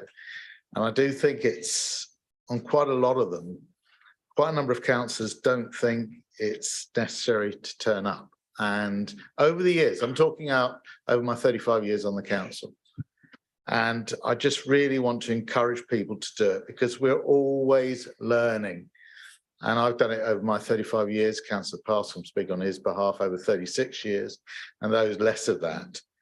It is vital that we do so, and it's important, especially for the new members, to take that into account. So it doesn't matter how senior you are. I think it's important for people to attend. I think we don't want to overwhelm our new members, but we need to spread it out and encourage them to make activities, turn up to meetings and put the effort in, not only to look after their constituents, but also to making sure they take their fair share of the work on the council. And I've been quite happy because I'm on a load of committees and appeals, and I'm really happy to do that. To really encourage members to be as active as possible. We know there are health reasons and other reasons why people can't do things. The other thing is that sometimes some of the training has been excellent, and some of the information items, like on the waste matters that I recently attended, were fantastic. But sometimes some of the training, not the initial training at the beginning of the first year cycle, there is a lot of repetition, and we've got to be very careful of that, and to have something that is going to benefit members, as I've seen on licensing and other things. So it's not just repeating every year on the training. So we've got to be aware of that. And that's my input. Thank you, Chairman. Thank you, Councillor Linden. Councillor Cole and Councillor Bryant. Councillor Cole. Thank you, Chairman. Wasn't going to speak on this one at all, but can't resist it. The one thing I say to all three parties is, please tell your candidates in advance about training. You see, 8 years ago, nobody bothered to tell me. First I learned of it was after being elected and told to go and have my photograph taken. And it was, thank you very much, Councillor Cole. Now would you go to the next table to pick up your training papers? Ah, yes, right. What's this about? Hadn't a clue. So please, all three parties, tell the candidates. Thank you, Chairman. Good advice. Councillor Barnett. Thank you, Chairman. I obviously made a special effort in 2019, as I've done in previous occasions when I was elected on West Berks and even Newby District. But what I would say to both members that are going to hopefully be re-elected and new members, that some of those members will have other lives. They will also be members of other councils, especially where there's several parishes within their ward. And therefore, they're going to be committed on many evenings and possibly work during the day. All I would say is, please, please, can we have several dates for the same type of training? So at least it would encourage members to attend one of those sessions. Okay? Yeah. Councillor Abbs. Yeah, thank you very much. I just want to come back to James over there to say I started in 2019. I was given plenty of warning before I was selected that there'd be loads. It was actually sold as a positive to me. Don't forget, there'll be loads of training to help you out when you become a councillor. And that's exactly what we're repeating to all the new candidates. So don't worry about that from our side. Councillor Cole. Thank you, Chairman. Having attended several member development sessions over the years, I have an element of sympathy with Councillor Brooks's amendment and agree with him that these issues should have been sorted out before it came before Council this evening. But I firmly believe that a lot of sessions should be mandatory, because irrespective of whether we are employees or not of the council, that's sort of semantics, I think it is absolutely vital that members, particularly new members, attend as many sessions as they possibly can. I found it incredibly helpful, and I found, even as an established member, going to sessions throughout the years have been a helpful refresher. And I think that mandatory means different things to different people. And I do agree about the dress code. I think we're all more relaxed about how we dress, and it's down to the individual. But I feel that every member should make as much effort to attend every session as they can, because it's a vital part of the job of being a councillor and representing your community. Thank you. Councillor Roll. Thank you, Chairman. I wasn't going to speak tonight on this, but I wanted to just make reference to the fact that one of my residents who's in the audience tonight, Mrs. Dobson, will be pleased to see that one of the non-mandatory sessions, albeit non-mandatory, is the community infrastructure levy. So you'll be pleased to know, Mrs. Dobson, that we've actually got that on the training programme. And I know that Councillor Brooks is raising a motion on this tonight. I just wanted to say those few words. Thank you. Councillor Culver. Thank you, Chairman. I understand from some staff that they aren't paid for the training sessions. So can I just urge senior officers to make sure that they are paid or at least given time off in lieu? Thank you. Councillor Brooks, you wanted to say? The candidates have been told, and Councillor Abbs was told before 2019. So I'll give you a bit of reassurance about that. But as I say, they did expect to be able to go home and sleep sometimes in the first 3 or 4 weeks. And you can't take it all in. So I'm glad to hear we're looking to stretch it out. But Councillor Hilary Cole put a finger on it then. She said, well, they need to get along to as many as they can. That's your exact words a moment ago. But the word mandatory, if I look it up in the dictionary, says must do. So we will abstain on this, but with the guarantee to the chief executive, is the only one I'm going to guarantee at the moment, is the only one who's likely to be here after May the 4th, you know, in terms of just being assured to be here, is that we will do everything we can to get our members there. Now, as I say, what are we going to do as a group? Some things are best left to the group. If one of the group have walked in tonight with Bermuda shorts on, you know, and a holiday shirt and flip-flops, don't you think I would have dragged him or her outside and said, go home and dress properly? Some things are best left to the groups and not the heavy hand, the eye of Sauron coming in from the council and saying, this is what you will do. And that is why we'll abstain on this. And we will not force our members, but we will do everything we can. I'll say it again, because I don't want any sort of moving of words or playing with words that the leader on the night of the Liberal Democrats said he wasn't interested in training. Don't do it. We're very, very, very interested. We're going to do as much as possible. Hilary Cole. Yeah. Thank you, members. I think we're in grave danger of repeating ourselves many times over now. So I will ask Councillor Hooker, a seconder, to start to wrap up the debate. Thank you, Chairman. Members, I'm very pleased to second Councillor Marino's proposal for the approval of the members' induction and development programme for 2023-24. Members, I was a bit concerned earlier on with Councillor Brooks's statement, and he's backed off a little bit from that. We will not attend if it says mandatory, which I thought was a bit worrying, because if you don't attend and it is considered mandatory on the ones like appeals, licensing and whatever, it'd be very difficult to get a balanced committee, and the committee won't be able to stand. The Member Development Group met in October 22 and in February 23 to finalise and agree the training programme before us this evening. And I must say, I think that committee did act properly. It's been suggested that it hadn't, but I think it did. The issues that have been discussed tonight were touched on. And in fact, as I see the draft here, is as we decided. The group is cross-party, albeit very small, comprising of councillors Cotton, Masters and myself. And I'd like to thank them and the officers for their contributions and commitment to the drafting of this programme document.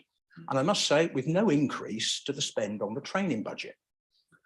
During our discussions, as we discussed tonight, consideration was given to the frequency, timings, and the availability to watch recorded sessions online, to accommodate those members working during the day, which we hope will be improvement on previous year's programmes. Members, on approval of this programme, can I encourage all you fortunate enough to be here in May to attend as many of those non-mandatory sessions as you can. They do give us all a better familiarity and understanding of the policies and workings of this council. Members, I look forward to your support on this proposal. Thank you, Chairman. Councillor Marino. Thank you, Chairman. As you said, we're in danger of repetition, so I'll keep it very brief. Just want to say thank you again to everyone for their contributions. It has been a good debate, Councillor Brooks. I will completely agree on that, and I won't add anything further. Thank you. Can we move to a vote, please? Thank you, Chairman. Can I please ask all members in favour of the motion that has been moved to please raise their hands?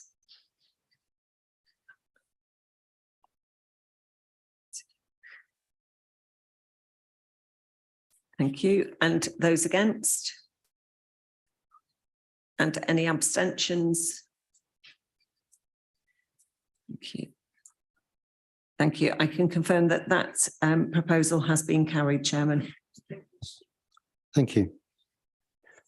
We'll move quickly to item 19, the creation of an additional executive director for people and the transformation service director role. Councillor Doherty. Thank you, Chairman. I would like to move the creation of an additional executive director of people and a transformation service director role as laid out in agenda 19 this evening. Thank you. Councillor Stewart, are you seconding this motion? I am, thank you. And do you wish to reserve your right? I do. Councillor Doherty, would you care to introduce it, please? Thank you, Chairman. Since I was portfolio holder for children and young people, I've had many debates and conversations about having a twin-hatted executive director for people.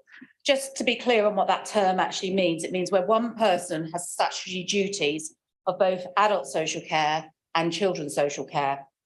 And there are benefits and disadvantages to having this dual role. However, over recent months, the disadvantage of this dual role have started to outweigh the advantages. This conclusion is supported by Appendix A of the report before you this evening, and in para 19 of the context section of this report, you will see that nationally this is the thinking too, not just here in West Berkshire. I think we all recognise there is growing demand and increases in complexity in both adults and children's social care. Therefore, to ensure that we can provide the best support to our vulnerable, we need to add capacity and a focus on those individual groups, which is why I'm bringing forward this report this evening. In addition, within the report, we need to also recognise the changing needs of our residents and how we benefit from both new technologies and new working practices. We must ensure that this council's services are fit for the future. To prioritise this within the council and to drive forward these changes at pace, we believe a dedicated role should be created to lead this work across all directorates. Therefore, that is why I bring before you the report this evening and would recommend to you all the acceptance of the recommendations as laid out in the report.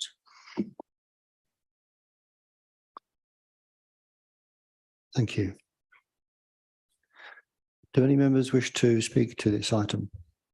Councillor Abbs. Yeah, thanks very much. Obviously very pleased to see the focus being brought onto this. Sorry, see focus onto this.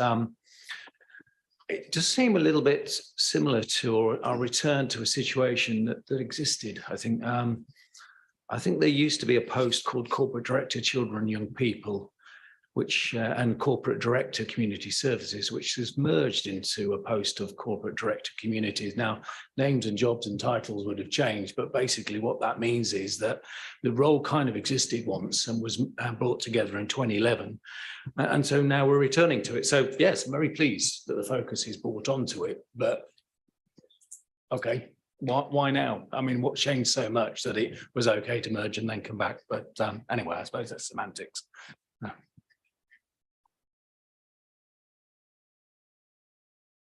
Councillor Paddington. Thank you, Chairman. Yes, on this side, we do welcome the focus that having separate executive directors will give to children's services and adult services, and we think it's a beneficial move. What I would question, I'm intrigued, bearing in mind we had a budget meeting recently, and the report, the report that was commissioned that recommends this is dated the 12th of January 23, so before the budget was submitted. Why this wasn't included in that budget at the time?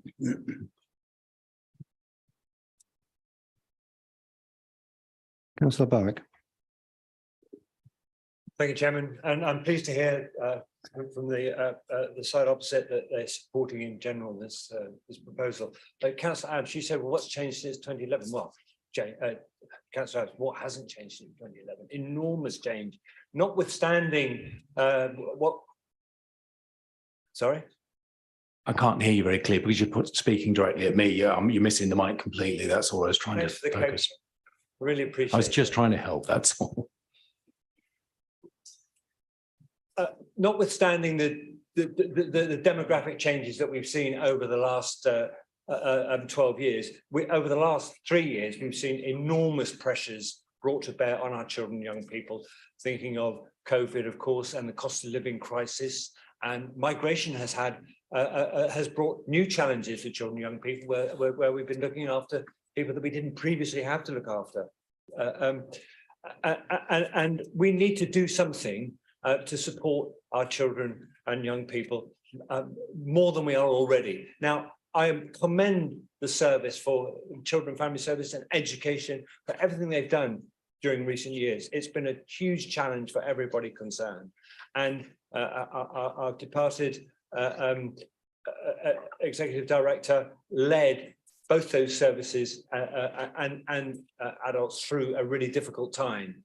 Now is the right time, I think, to split the two jobs, to move away from the twin-headed approach and have a dedicated Executive Director for Children and Young People. Our children and young people will benefit from this move, and I commend it to members. Councillor Vickers. Thank you. I don't have a lot to add. I just wanted to sort of add my support to this, what I think is a very sensible and important move. I think these are two sections of the work, the most important work, some of the most important work we do on this council, supporting the vulnerable older people, but particularly our children who are our future. And I think there's a lot that can be done, not just as a corporate parent, but in preventative support that we can give to our young children. And a dedicated person hopefully can look into how we can prevent some of our families becoming troubled and support our children. And we know how the troubled children have been affected by COVID and how much more mental health issues we've got. So I think it's a very important move. And as you've heard, we all fully support it. So thank you. Thank you, Councillor Vickers. Councillor Ardell-Walter. Thank you, Chairman. I'd like to speak briefly to the secondary part of this paper, which is the temporary role of Service Director for Transformation. By way of context, while as we all as members recognise, and I'm sure we'll be in unanimous agreement, that there's a terrific sense of dedication and public service ethos among council officers, there is nevertheless there's a large room for improvement in terms of how the organisation is structured, how it works, and how it operates, in particular across boundaries. And this is a common thing within many, if not most, large organisations, that things become changed and ossified, and it's much easier to work vertically than it is horizontally. So as well as processes and the cross-directorate aspect, another aspect that will need to be tackled is culture, and in particular a culture to drive, maybe at a slightly uncomfortable level, the acceptance of change, and the willingness ability of people within teams and across and within departments to work slightly differently. That is the justification for this role. It needs to be somebody who can focus purely on the job of initiating significant wide-scale transformation to assist and work with and through the existing executive directors and their teams to raise improvements as most where those can be found. Transformation will, of course, take longer than 2 years. This 2-year period is designed to initiate the process. It must continue afterwards. It needs to be almost a regular thing. But we see it as essential to have someone focused and with a mission on improving the organisation, its structure and its cultures to start this process. So again, I'd confirm, I'd recommend this part of the paper to the council. Thank you. Councillor Brooks. We very much support this, as my colleagues have said. We are puzzled that the budget, having been done about 3 weeks ago, didn't allow for these positions. I did hear that it may be later in the year that these people arrive or these posts are taken up, and therefore the impact on the budget could be small. But if they were available sooner, you could have £150,000 pressure on the budget because you can appoint much sooner. So I'm puzzled by that. I think it was a mistrick. When I come to transformation, change, by golly, there's an awful lot of change this organisation needs, I can tell you that. And who is the best people to do it? Not necessarily those internal, those who can't see the wood from the trees because they've been here a long time. And I agree with the questioner earlier, Mr. Morgan, who said, why are you not going externally with internal applicants as well? Because people coming in from outside can often spot things that the culture of the organisation, the bureaucracy of it has got entrenched. And the outside eyes, why do we have non-executive directors? Why do we have consultants who can go in? And like I used to do, I would go in and probably within 2 hours, I've spotted something very, very important to that organisation. I can tell you stories of how the MD has actually run off and done something as soon as I've said it. Poor thing. I don't know if he did what I asked him to, but people from outside will spot these things very quickly. People from inside have relationships. They have protections to do. Sometimes, I'm not trying not to generalize here, but they are part of the establishment. Bring somebody in outside for 2 years as a consultant, as a transformation expert, and says, you're doing that wrong. And I'm able to say so without affecting detrimentally, potentially, my progress in the organisation. So that is a mistrick. We will support it, but we don't think it's as good as it could be. Thank you. Councillor Stewart.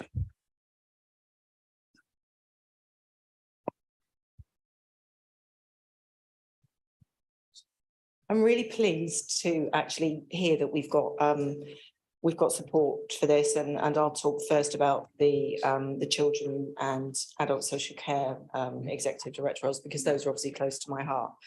And I can see that the difficulties that we're having at the moment in the adult social care, the care sector for both children and adults is a real challenge, and we absolutely need to make that a priority. And I think by doing this, we will do that.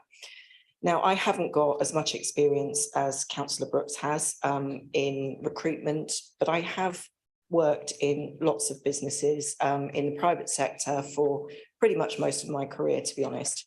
And I completely understand where you're coming from in terms of there's always that debate. Should you go with internal or should you go with external? That isn't to say that the council doesn't already have some people that have only just arrived that might be absolutely perfect for this particular role. But I think we need to let the officers make those decisions to do that recruitment panel. They know what they need, and I think we need to trust in them. And of course, they have said, and it says in the paper, that should we not find the right candidate internally, then actually there will be an external process. So I'm happy to second this proposal. Thank you. Councillor Doherty. Thank you, everybody. Some good points raised, and just so I can respond to a couple of them. 2011 is a long time ago. The world's changed quite substantially since then. And what I would say is there's lots of different practice within social work, and it has to develop and evolve all the time. And there's been conversations about cradle to grave. How do you bring that together? And so we should always be prepared to change as needs change. And I think it's really important that we do that. The other point that's been raised is around the budget. Now, you will see in 5.7 of this paper, it actually refers to the South East Employers Report. We wanted to double check with South East Employers how this was playing out nationally and what their view and opinion was of our proposals. It ties into how we've always operated, using them as a sounding board and helping us to develop as far as that sort of top tier management structure has been involved. They were very much instrumental in our SMR4, and they should be consulted. That report did not get back to us until I think it was the 1st of March. So that's why we didn't include it in the budget at the time, because we didn't have that report to hand, and we wanted that confirmation. And then the other thing was around the internal appointments. And I entirely agree with my colleague, Councillor Stewart. But what I would say as well is, I said at the start around the transformation post, and I think Councillor Ardwater also said pace. We believe that there are some very highly qualified officers within West Berkshire Council. We believe that they will already have the working knowledge of the council. So we might not have to go through a long-term recruitment process of somebody having to hand in their notice and come to us, which, as we all know, at this level can take 6 months.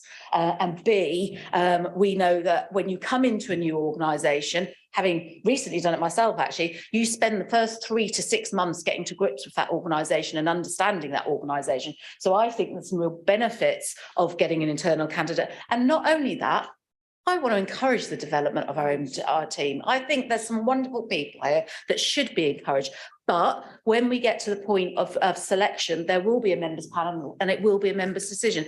So I'm fully supportive of why we are doing this report. I'm really glad that you recognise that need to really separate out children and adults, because for me, that's the driving thing between this report. And I think we need to create the headroom in the service to tackle some of the challenges and issues that we have at this moment in time. And I know we all share that desire. I know we all share the desire to make sure that this council provides the best services for our vulnerable people. And actually, I'm incredibly proud of the work that this council does to do that. And that's why I'm laying before you the report tonight and asking you that you all support the recommendations of the report as laid out in 2.1 A, B and C. Thank you, members. Can we move to a vote, please? Thank you, Chairman. Can I please ask all members in favour of the recommendations detailed on page 228 of the agenda to please raise their hands?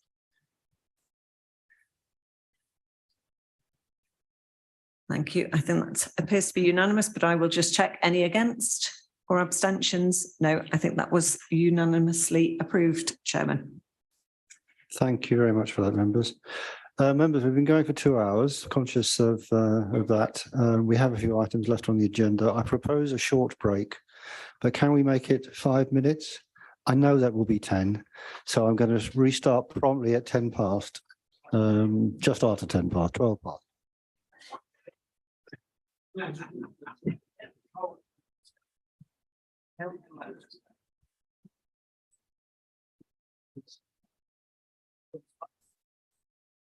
So,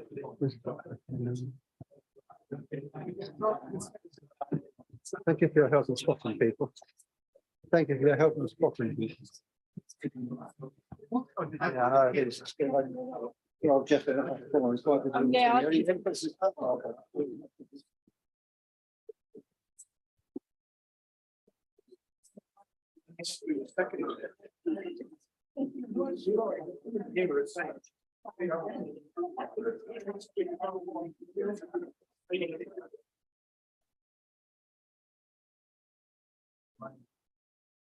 yes.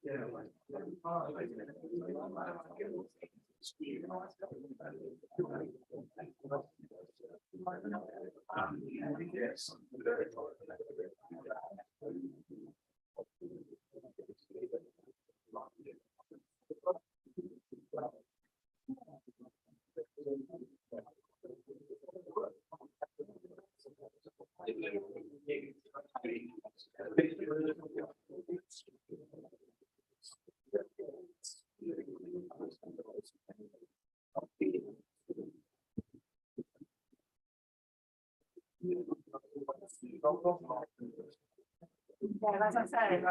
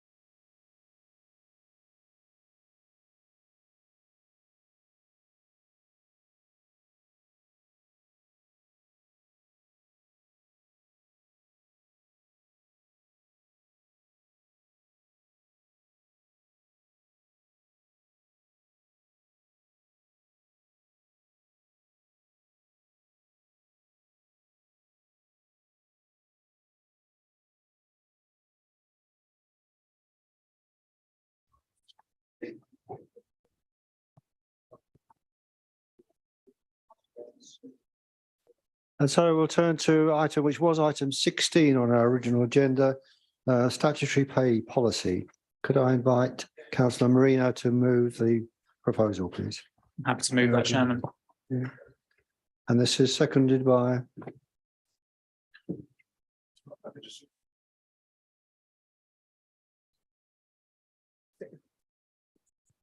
Councillor Bennett, Dennis Bennyworth. Thank you.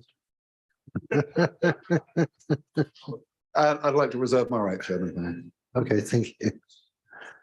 Councillor Marino. Thank you, Chairman. Everyone's already heard quite a lot from me this evening, so I'm going to keep this one fairly brief. As per the report, the council is required in accordance with section 38 of the Localism Act 2011 to publish an annual pay policy statement. The paper was considered at Personnel Committee on the 21st of February and has now come to council for approval.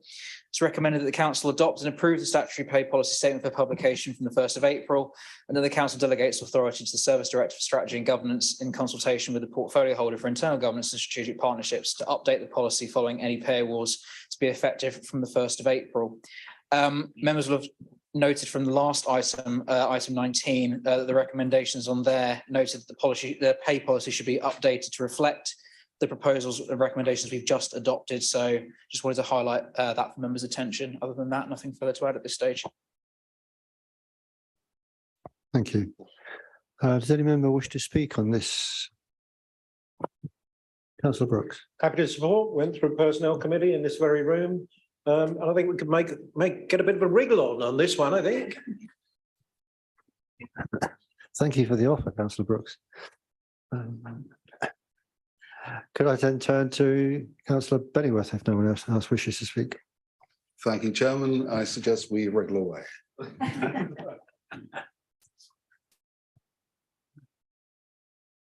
Councillor Marino, then you can conclude. So concluded, Chairman. I've never had such a brief debate. In which case, can we move to the vote, please? Thank you, Chairman. Can I ask all members in favour of the statutory pay policy as moved to please raise their hands? I believe that's unanimous. I will just check any against or abstentions. That has been carried, Chairman. Thank you. Thank you, members. That's left me breathless. We'll move on to item 20, which is the timetable of public meetings. And would you believe it's Councillor Marino to introduce the Happy to move this one as well, Chairman. Councillor Woodiston. I'll second, Chairman. Will reserve my rights. Councillor Marino. Thank you, Chairman. As per the report, the council is required to publish a timetable of meetings for each municipal year. As members will see from looking at it and from their experience of attending meetings over the last 4 years, it's a rather difficult jigsaw to put together. It needs to facilitate a huge number of different meetings for all our committees as well as for full council and executive. I'd like to sincerely thank our officers for putting this programme together. Commend the paper to council. Thank you. I understand, Councillor Brooks, that you wish to move an amendment to this proposal. I do, Chairman. I hope we can get it on screen. I'm happy to read it out. It's not complex. And who is it seconded by? Happy to second and withhold my rights. Because of my rights, right. Councillor Brooks. Thank you, Chairman. This item normally goes through without any real dissension, but my amendment is that an earlier date be found to hold the council's AGM, and that it therefore be held during the week beginning the 15th of May, which is the Monday. It will be 3 weeks from May the 4th to May the 25th, 3 weeks when a new executive cannot be appointed, committees cannot be appointed. Forget the politics. It's just a 3-week interregnum in many respects. Now, it's not a true interregnum because actually returning members may well still form the executive. But, you know, I remember when AGMs have been on the 10th of May. I know that because that's my anniversary. And many's the time I've had to say to my wife, I've got to go to the AGM, darling. But if you come and pick me up after about 8:30, I'll snuck out after the key votes and we'll go off to, you know, McDonald's or somewhere, little chef. So it can be done much sooner. And if the officers are concerned about getting committee membership in order, well, that could come later. The paperwork could go out a week ahead of, say, May the 18th, without every name being on there. And in fact, I've seen names be changed on the night of the AGM. So this is far too long to wait for the new council, be it you, be it us, be it some other party, to get into their stride. And if the officers, Democratic Services, the monitoring officer says, I need the names by the 11th of May, by golly, on this side, however many we've got, we'll have the names for you. That will not be a reason why you won't be able to send out the paperwork. So I'm looking to bring this forward so that this council can hit the ground running, not have a 3-week period where we can't actually get going again. So the week beginning the 15th, something like the 18th, brings it forward a whole week. Within 2 weeks of the election, the electorate, the residents know that this council is working again on their behalf. And that's my amendment, Chairman. Thank you, Councillor Brooks. Does anyone wish to speak on the amendment? Councillor Jeffrey. We're getting late. We'll make it brief. The annual general meeting of this council should be as soon as is reasonably practicable after the result of the election. Thank you, Chairman. Councillor Doherty. Thank you, Chairman. Reasonably practical is absolutely right, Councillor Owen. And I don't know how few people Councillor Brooks is looking to return, but being someone that has spent hours with Councillor Bridgman sorting the jigsaw that is committee systems out, I can say it's a real challenge. There's two things you need to take into account. As far as I'm concerned, I'm not supporting this amendment because one, last time round, there was 19 days between the election and AGM. This time there's 21 days. There's nothing unusual about this in any way, shape or form. And if I remember correctly, both chairman and leader remain in position until the AGM. So there is work still going on behind the scenes. And two, we actually have a coronation in the middle of this. And I don't know about anybody else in this room, but certainly having been working hard all the way up to the 4th of May and being at account all day on the 5th of May, I do think that we all are deserving, particularly our officers, to have that bank holiday off. So there is a bank holiday in the middle of that as well. And I think in fairness, there is nothing that will stop the work of the council that means that we have to put pressure, additional pressure on when our officers are also trying to run an election and go through the whole election process, which has changed this year. So there's a lot going on as well as trying to get the AGM papers out. So to get it right, to have a lovely AGM, I don't see the difference of a matter of days. And I would rather get it right than be rushed through to get it wrong. Councillor Bridgman. Thank you, John.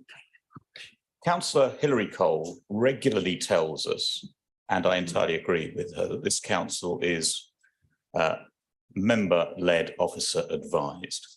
And it is the officer's advice that I turn to here. I think we've had the conversation with officers, in particular the monitoring officer, about the practicality of dates and the relationship between the date of the annual meeting in an election year, and it is different in an election year to an annual meeting in the other 3 years, with the date of the election.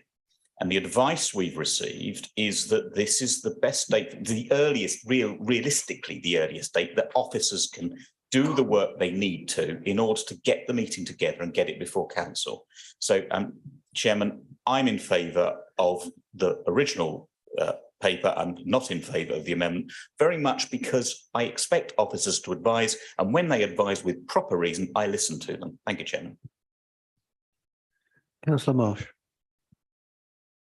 Thank you, Chairman. It didn't take this group quite as long as the other two to work out who's going onto which committee.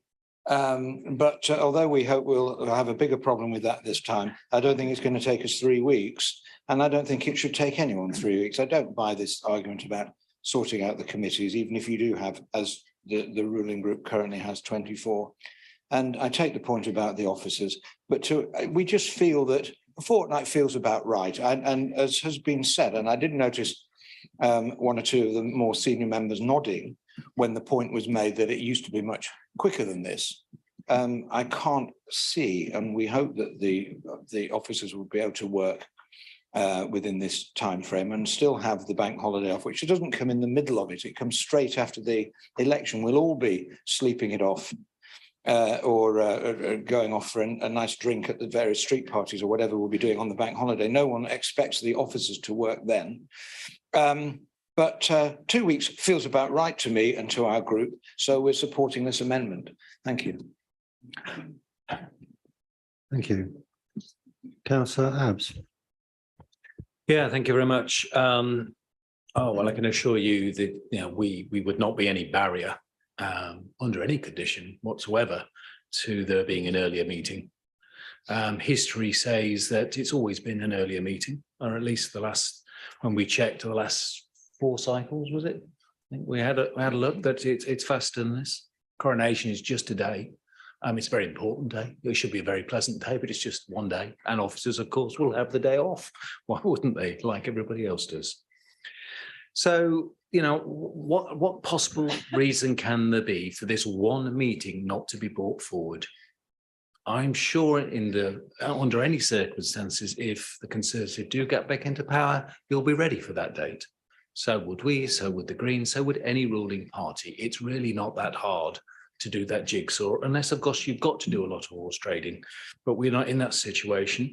We will be presented with a group of good candidates who will, if elected, be good councillors and hopefully run an executive in a good way as well, but an inclusive way. So I don't see anything wrong with this amendment. It's one meeting on one day that's being asked to be changed. Thank you. Councillor Marino, as a mover of the original motion, do you wish to say anything to the amendment? Yes, I would, Chairman. Thank you. Thank you, Councillor Brooks, for the amendment and for everyone's comments on this. I note your concerns about the AGM being scheduled to take place on the 25th, 3 weeks after the elections. As I'm sure you'll appreciate, Councillor Brooks, as Councillor Dox has already said, there is a bank holiday taking place immediately after the elections, and following this, officers will need time to prepare for the meeting. I know you feel that they can do it a bit quicker, but they do need that time. Groups also need to meet, elect and re-elect leaders and associated officers, however they operate, and those leaders need to form their executive/shadow executive, as well as their membership of committees and outside bodies. It involves a lot of complex work, and we need to allow sufficient time for this all to happen. The date of the 25th of May is also in line with other local authorities. Royal Borough of Windsor and Maidenhead, Bracknell Forest and Reading are all holding their meetings in the same week. The time frame also falls within the legislation. And finally, as with your previous amendment, again, I find myself quite perplexed. As Councillor Bridgman mentioned earlier, I also have seen your comments from before the meeting when putting this amendment forward. And you said that you've looked back and never seen such a delay in holding the meeting. As Councillor Doctor said, it's 21 days. It was 19 days last time. So again, with the bank holiday included, I don't see the 2 days being particularly material. So yeah, I'm comfortable with the proposed time frame. I'd ask that members vote against the amendment. Councillor Brooks. Chairman, in 2007, we were able to hold this on the 10th of May. Another day I got told off about the anniversary. In 2011, we managed to hold it on the 17th of May. I'm asking for the 18th tonight. In 2015, we held it on the 19th of May. It's been getting longer and slipping until in 2019, it's 21st of May. It's not unreasonable to ask for it to be brought forward. That's what we've done.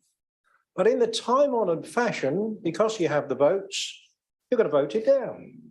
The officers could cope. The officers run the authority, not you, in the main.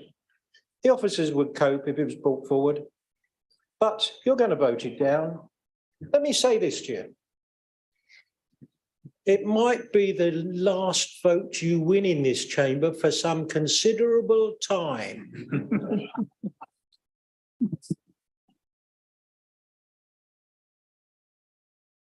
I think that concludes the debate on the amendment. Can we vote on the amendment, please? Thank you, Chairman. Can I please ask all members in favour of the proposed amendment to raise their hands?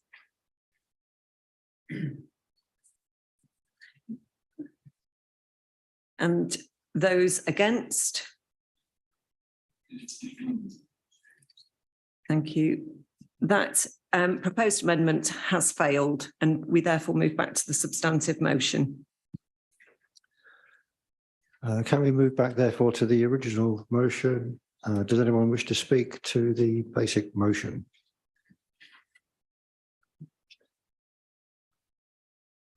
In which case I'll move to Councillor Woodiston to start to conclude. I'll be very brief, Chairman. I think the programme is highly sensible, well thought out, and excellent work by the officers. I commend it to the motion. Thank you, Councillor Woodiston. Councillor Amina, anything in conclusion? No, just to concur with what Councillor Wilson just said. Thank you. Can we then move to the vote on the substantive motion, please? Thank you, Chairman. Can I please ask members in favour of the proposed motion to raise their hands?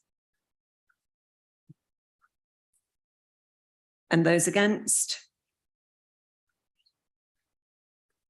Any abstentions? Thank you. I can confirm, Chairman, that motion has been carried.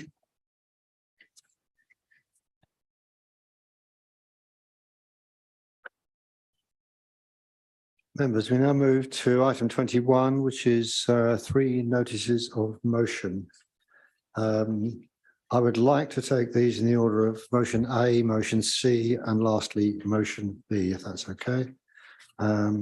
I invite Councillor Jeff Brooks to formally move his motion A.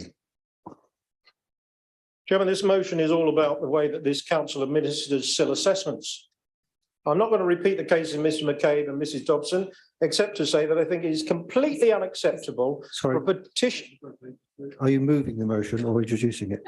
I can start again if I move it, can't I? I move the motion. It's all right. I'm just pleased somebody else makes mistakes occasionally. Have I got a seconder? Who's seconding? Councillor Cotton, right. Sorry, you may now introduce. I start from first 3 minutes. So I restart. This motion is all about the way that this council administers SIL assessments. I'm not going to repeat the cases of Mr McCabe and Mrs Dobson, except to say I think it is completely unacceptable for a petition from Mrs Dobson to take 7 months to be considered by the executive. The intention of the petition is not complex and should take no time at all. This motion is calling for an independent review to take place of the way our planning department processes SIL claims, especially exemptions. Our planning department tells us they are handling these claims in accordance with a laid down government process. Well, let me get a little technical here. Our council insists that Form 2, assumption of liability when obtaining an exemption for a residential annex or extension, must be completed and submitted for an exemption to be considered. Now, some applicants are reticent about sending this form in.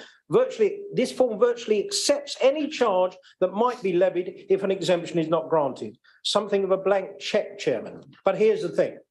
I've obtained written responses from Richmond and Wandsworth Council's SIL team that states if the applicant will qualify for an extension exemption, then Form 9 is sufficient. But they must meet the criteria for extension exemptions in that they must own the property, they must be living there as their main residence. If they do qualify, then Form 2 is not required. And this from Sevenoaks Council's planning support team. There is no requirement to submit Form 2 assumption of liability when obtaining an exemption for a residential annex or extension. So here we have an example of other councils implementing a less rigid process in one particular area. Only one area, I hear you cry. Well, there is no requirement either for an applicant to have to sign the forms if they are being represented by an agent. Except in this council, who recently sent forms back to an applicant and asked them to sign it, even though they were being represented by an agent. And then they sent the same form back again because the applicant signed their surname in the Christian name box and the Christian name in the surname box. Self-evidently, the applicant was not called Bloggs Joe. And I've changed the name intentionally, Chairman, for anonymity. If I can establish these examples of unnecessary and heavy-handed bureaucracy without having the opportunity to undertake a full review myself, then what else are we getting wrong? And are over-elaborating in the implementation of our SIL exemption process. Now, you may tell me that we've undertaken internal review, but that is another example of this council marking its own homework. It is necessary to get an independent review of our process. We are not an island, and we must constantly seek to help our residents in every way we can. And to do that, we must look outside of our borders to see what other councillors are doing and learn from them, and not just rigidly implement something that doesn't work. And I proved tonight, I have the that other councils are not doing it the way we are. So we need to stop this rigidity. We need a review from a planning consultant who can see best practice up and down the country and tell us here how we should change, because we have made big mistakes and affected people's lives detrimentally through the processes we follow here. That is what I'm putting forward as this motion, Chairman, and I am under 3 minutes. Thank you.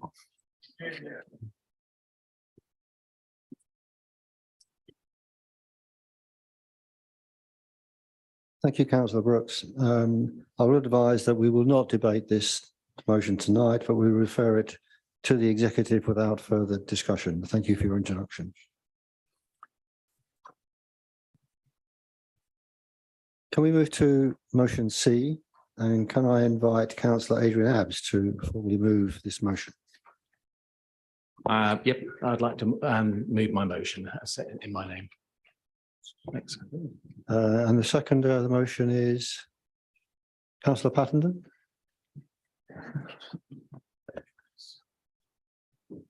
I'm here to second. Thank you. Thank you. I'm glad you joined us. I must advise that this motion will be referred to the Transport Advisory Group and the Executive without discussion this evening, but invite Councillor Abbs to speak for up to 3 minutes to introduce it. Thanks very much, Chairman. The 20 is Plenty campaign is a national one, and it has some traction, especially outside of schools.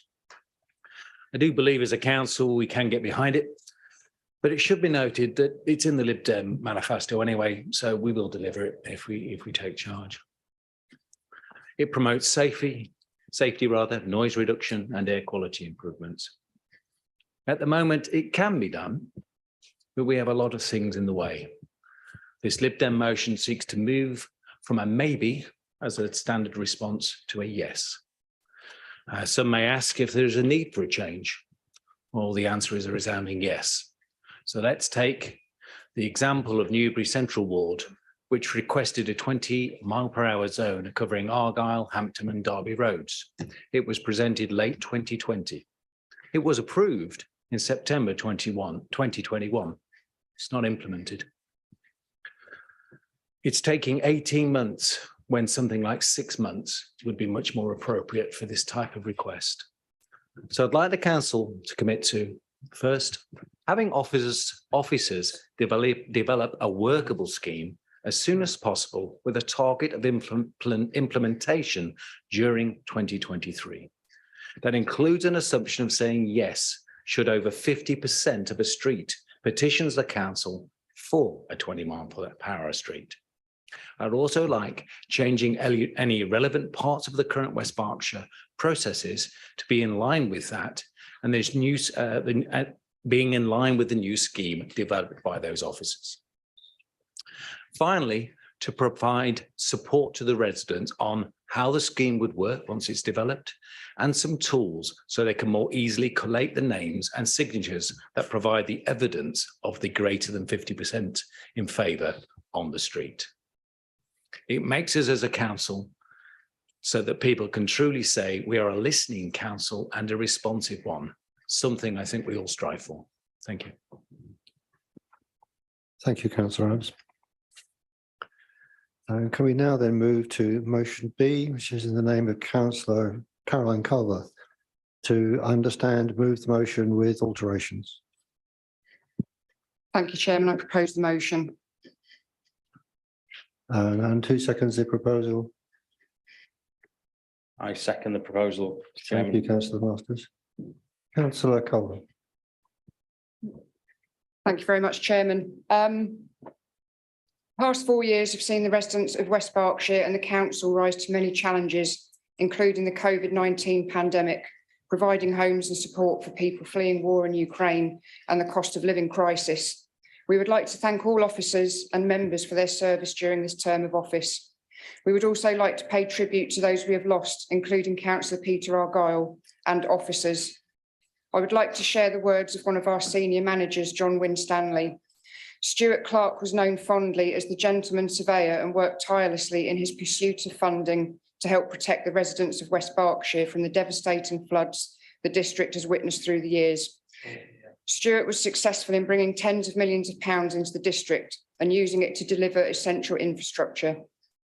Anop Gellett, another gentleman who worked closely with Stuart on delivering drainage and flood alleviation projects, worked in public service in the Berkshire area for more than 40 years. His colleagues described him as a kind, knowledgeable, patient, practical and gifted engineer. Both Stuart and Anop are sorely missed. I can't mention everyone in the time I have available, so apologies for that, but I'm sure other members will want to talk about colleagues and officers that they have worked with. But I would like to mention the various hub teams based in public protection and their important role responding to COVID and the cost of living crises and providing homes for Ukraine. These have been excellent examples of cross-service responses that have included education, public health, housing, transport, adult and children's services and others, supported by ICT, finance, HR, democratic services and communications. We would like to thank all emergency workers and volunteers who have supported people through these challenges, all the nurses, doctors and paramedics who looked after us during the pandemic and continue to work hard in difficult conditions, including all of the NHS staff from overseas. Last summer, I spent a week going backwards and forwards to Steve in hospital when he was unwell. If all of the overseas staff had not been there, the service would collapse. I spoke to staff from Ghana and the Philippines who were trained abroad, but have come to this country to care for our sick and vulnerable people. A state-funded, free-to-use NHS is one of this country's greatest achievements, and we should strain every sinew to protect it. Residents rallied around to support people during the pandemic, checking that those who were ill and isolated got their shopping and the vulnerable and elderly did not feel lonely. Thank you to the residents, officers and members who have supported those fleeing violence in Ukraine and supporting residents through the cost of living crisis. Thank you to the support hub, the food bank, loose ends, the soup kitchen, the community cafes, the churches, the furniture project, the Greenham Trust, Citizens Advice, the Samaritans, the housing department and officers who have administered hardship grants. Thank you to officers who often have a difficult job to do and are under pressure because of staff vacancies and inadequate resources. We wish all members who are not seeking re-election all the best for the future. Thank you. Thank you, councillor Cullen. Councillor Brooks. Chairman, it's something of an end of term now, isn't it? This will be the last council meeting, full council meeting before the elections. And I think, if anything, this motion should really get cross-chamber support. Who wouldn't agree that our officers work hard, all staff work hard, and we pay a bit of tribute to them through this motion? Members generally don't get elected to do bad things. They come here and try and do something good. We have different ways of defining what good is. We wish all members who don't return, be it of their own choice or not, the best for the future and thank them for their service. We need civility. You introduced the motion, Councillor Doherty. We need civility across the chamber. But a certain sourness has crept in between the groups. If I played my part in that, I apologise. I didn't do it intentionally. Maybe I didn't do it at all, but we have to perhaps reset after May the 4th. I think we have to try and reset relationships and respect right through this chamber. And if this motion does something towards that, it will have done more than just thanked everybody tonight. It may have helped lance what has been a pretty nasty period. Can you lance a period? It's to actually get us back to a position where we actually would want to go over the pub and have a drink with you. Not done that for quite a while, not particularly wanted to, I'm sorry to say. So there's a big reset to be done after May the 4th. And I hope whoever's here wants to do that. So we will support this. We thank the staff. We thank all members. We thank retiring members. We thank members who are about to lose their seat, whoever they are. And we will be supporting it. Thank you very much. Councillor Bridgman. Thank you, Chairman. Hopefully it won't surprise any member that I'm fully in favour of this motion. You will certainly adopt. The only thing I wanted to say, as a member of the executive, I regularly thank officers for the amount of effort that they put in on our behalf, and I do that again. I've said it tonight about the Constitution. I also want to recognise that there are occasions when we get absolute cross-party work, and the Constitution Task Group is a classic case where members have worked together for the benefit of the council, and I applaud all the members who've been engaged in that kind of effort, whether it's that cross-party group or any other cross-party group, in bringing the work of the council forward. But what I do want to say, and because I chaired the local outbreak engagement board during COVID, is to recognise a very specific part of this motion, which is to thank emergency workers and volunteers who supported people through various challenges, but I pick out COVID and the pandemic as the one I want to refer to, because that was a sea change, I think, in the way in which the community responded and stood up to be counted. Emergency workers, yes, it was, from my point of view, with the local outbreak engagement board, it was the community effort that stood out as a classic example of working together, whatever the flavour of whatever the political view, whatever the nature of that effort. And that was an absolutely magnificent product of the community. And I thank Councillor Culver for bringing this motion forward. I fully support it, but I just wanted to pick out that bit of the motion that I really, really support. Thank you, members. Councillor Vickers. Thank you, Chair. Yes, I was also going to thank Councillor Culver for bringing forward this very important motion. It's very important that we do thank people and don't just take them for granted. And I was going to add the importance of the work that was done around COVID as well, which Councillor Bridgman has. And that the council supported the community in the work that it did and helped to bring out the best in our community, which is what the best this council can do. And I'd also like to say, let us not forget our staff who are working on the front line, who often take the distressed calls from our residents and often have to cope with quite difficult situations. I think they have a very difficult job, and I think we need to thank them as well. Thank you. Thank you. Councillor Linden. Thank you, Chairman. I would like to follow what Councillor Bridgman said, supporting officers, and we certainly do it. I've certainly done it publicly here, and it's also been done at the Royal Berkshire Fire Authority, and just to encourage officers who work really hard and really stressed. I really appreciate the motion from Councillor Carver and her words she said, and I think that is important, and to thank members for their service, some for a long time, some for a much shorter time. And obviously it's up to the electorate whether they support us or not. And that's their final decision, because that's what democracy is all about.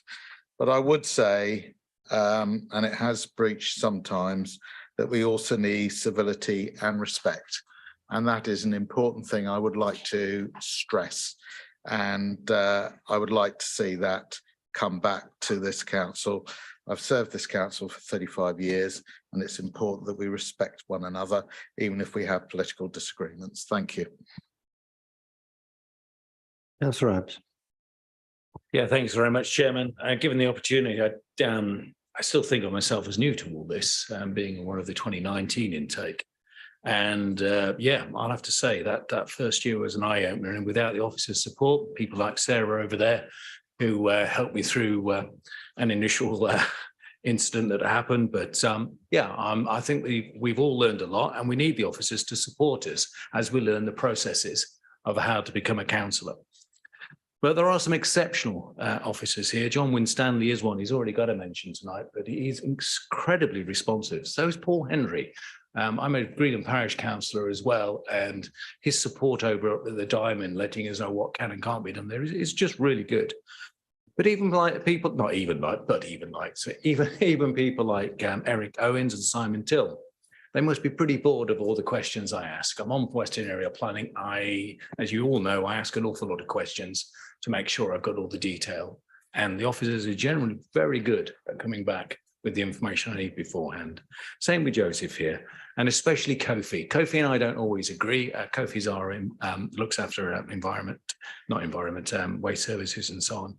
But we talk quite regularly. We don't always agree because we're always looking for higher and higher targets, and how we get there is a matter of opinion in some cases. But yeah, he's an exceptional officer who basically is ultra responsive, polite, professional all the time. So you could go on and on and on, because there is true quality here. It is a little pity we can't retain more of it. We have a little bit too high a turnover, but for my liking. But yeah, we're great officers in the general. Thank you. Councillor Marina. Thank you, Chairman. I think everyone's sick of hearing from me, so I'll try and be as quick as I possibly can. Want to echo that I'm grateful for Councillor Culver bringing this forward. Also want to share in the comments about our officers. They do fantastic, valuable and very hard work. I just wanted to speak very quickly from a Reading West point of view, from a Reading West constituency point of view. First of all, just wanted to, again, as Councillor Colby, pay tribute to Councillor Peter Argyle. Still very much missed by us and will always be. Fantastic councillor, very nice guy. We think about him all the time. I've got a couple of people in the Reading West side of things who are standing down. It's been a pleasure to work with all of you, Andy and Gareth. And I want to pay tribute most of all to you, Chairman, as my fellow ward member. You've been a fantastic member of the council, executive member, brilliant chairman. And when I was brought into this by my predecessor, Councillor Tim Metcalfe, he said, you know, you're in very safe hands with Rick, and he was absolutely right. I'm sure you'll be getting phone calls from me still fairly often, even after you've gone. I'll try and let you enjoy retirement as much as I can. Maybe we can try and have a few chats on the golf course, try and, you know, even it out a little bit. But yeah, just wanted to pay tribute most of all to you. Couldn't ask for a better fellow ward member, and I'm going to sadly miss you, should I be re-elected, obviously. Thank you, Chairman. Councillor Hilary Cole. Thank you, Chairman. As I come to the end of my 16 years on this authority, I thank Councillor Culver and welcome her motion. I too want to pay tribute to the officers I've worked closely with over in a variety of services over the 16 years. I've found them never anything less than helpful and responsive. I think we've got an outstanding team of officers in this authority, and we are very lucky to have them. I'm not going to name names because I'd probably be here all evening, and several of the names have already been mentioned. I'll miss the friendship and the comradeship that I've formed over the years. I'll miss the robust debate in the chamber, particularly Councillor Brooks's bravura performances. We may not always agree, but you always entertain, Councillor Brooks, and you're always good-natured and bring some humour to it. And I think that is really to be commended. We may disagree in the chamber, but I feel very strongly that that outside the formal meetings, we work extremely well in the committees that we are in, planning advisory group, all the overview and scrutiny, the cross-party work that we have done and what we have achieved over the years as a council is to be commended. And I can't go without saying that with regard to COVID, I think we rose remarkably to the occasion. Yes, the communities worked really well and stepped up to the plate. But I also have to say that the leader and the former chief executive did absolutely outstanding work and worked all hours for months to ensure the coordination of the response to the COVID outbreak. And I think we were absolutely, we were really lucky to have such outstanding leadership at that time. So as I go, friends and colleagues, it's been wonderful working with you all. I've loved every minute of being on this authority. I shall miss you, but time moves on. And who knows going to be sitting here in May, but whoever is here, I wish you all the very best and keep up the good work. Thank you.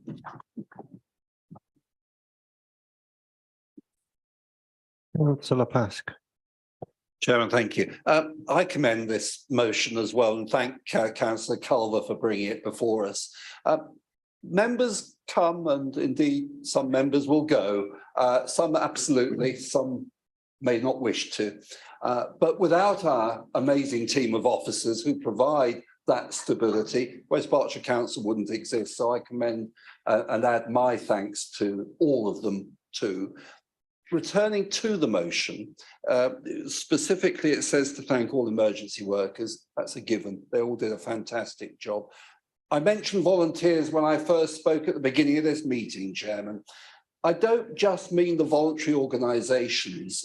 Certainly, and I can only speak for Bucklebury, where very early on we organised 80 volunteers who did shopping, collected prescriptions, communities coming together in a very difficult, very sad time, a very uncertain time. No one knew what we were expecting, how we were expecting COVID to evolve. I think the whole country came together, but specifically with West Berkshire, everyone pulled together well, politically and across the chamber, but also, as I keep saying, the volunteers. I commend them all and thank you very much, Councillor Culver, for bringing this before us. I support it, of course. Thank you. Councillor Masters, would you like to speak as seconder now, please? Thank you, Chairman. With an eye on the time and as we approach the 10 o'clock hour, I'll keep this brief. I think that the tone of this meeting is that this is going to carry unanimously. There was so much good work done during the COVID pandemic, and there's so many people, many have been named and spoken of. One of the teams that at the council I worked very closely with was the rough sleeper team, as we swept up and housed and accommodated the rough sleepers that we had across West Berkshire. And that was an incredibly intense effort by the team, which is now led by Nick Caprera. Claire Alexander played a big part in that. And so I think I'd like to pay tribute to them. And I would commend this motion to council. Thank you, Chairman. Thank you. Councillor Doherty, do you wish to speak? Thank you. Councillor Culver, again, I would like to thank you for bringing this motion to us this evening, and I think you're going to get wide support for it. Before I talk a little bit about the thanks bit, I just think thank you for paying tribute to our own members and staff that we lost, officers that we lost. Here in West Berkshire, we lost 343 people to date to COVID. And I think we should all just take a moment to reflect on that, because we know that's changed lives forever. There won't be anybody probably sat in this room that in some way, form or shape was not touched by COVID. So to see us pay tribute to them this evening, I feel is really fitting. I think when you start out in an administration, you think you have a plan. And as you've highlighted, there have been many things that have come out of at us that we have had to respond to. And I'm really grateful that we have had the officer team around us to do that. In fact, today, and I just wanted to read this out, today I was fortunate enough along with Carolyn Richardson, our emergency planning service lead, to pick up the Thames Valley Local Resilience Forum award. And the award was for professionalism and selflessness shown by those who work together to help save lives during the COVID-19 pandemic. So I would like to thank everybody that was involved in that response. Councillor Cole has already mentioned our previous Chief Executive, Nick Carter, and I have to pay tribute to Nick because he and I spent, as you say, so many hours looking at how we could potentially do this. And therefore I wanted to make a mention of Nick this evening because I felt that was really important. It seemed really poignant with that award. I also wanted to pay tribute to this man next to me as well. So I'm sorry, you'll have to bear with me on that because he worked tirelessly alongside me and has been there steadfastly throughout. So for Councillor Bridgman, but this is a really good motion to end with. And I thank you for doing that this evening. I'm more than happy to support it. Thank you. Councillor Beck, sorry, we're in closing order, but I will allow you to speak briefly if you wish. Thank you, Councillor Culver. I would say that this is the most humanitarian motion I have ever heard in this chamber. Your humanity shone through it all. Thank you so much. The consideration of the officers who have unfortunately departed this earth is extraordinary. I have never heard that in this chamber before. We all respected those people, and I do appreciate what you have done this evening. Thank you.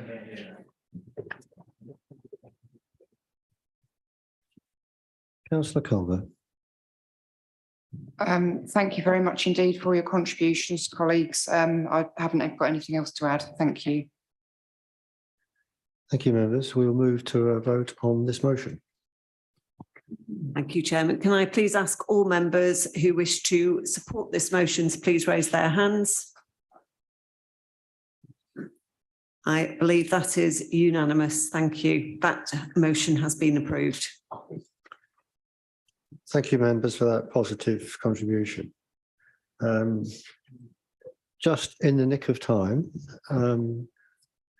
as we have one further item of members' questions to conclude, I don't think it will take this that long. However, I would like to propose an extension of the meeting up till 10:30 if we need it, to allow for the maximum opportunity to answer those questions correctly. Can I have a seconder for that motion? Councillor Bridgman, thank you. Can we vote? Can I please ask members who support that motion to please raise their hands? Thank you. Any against or abstentions? That continuation has been approved. Thank you, members. In which case we'll move to the last item on the agenda, which is members' questions. I understand that Councillor Pattenden is going to ask the question on behalf of Councillor Dillon to Councillor Sumner.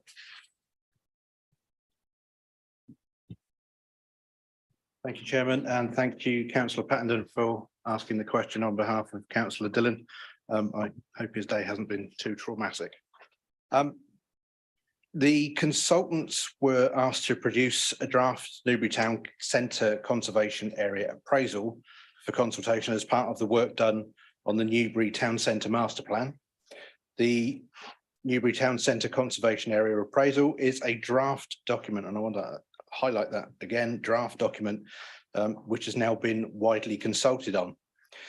The consultation included Newbury, Greenham, Shoreham, Donington and Speen town and parish councils, and over 4,500 individual properties inside the conservation area who were directly contacted and informed of the draft appraisal and asked to comment.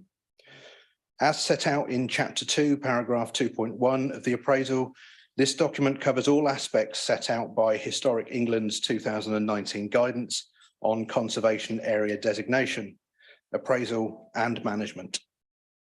This is elaborated in paragraph 2.9, which outlines the consultation process for this draft document. Do you have a supplementary? I do. Thank you. Thank you, Councillor Sumner. So this Newbury Town Centre Conservation Area appraisal has been outstanding for years, if not decades, I think. Was it published as draft? Because when we reviewed it and saw the number of inaccuracies and how it was apparently didn't follow guidelines, we were surprised. Thank you. I think, as I said in my initial response, it's got draft mentioned several times in the communications that have gone out. So I'm happy that officers and the organisation involved have done exactly that. I'm happy to receive anything that raises a concern otherwise if it's out there.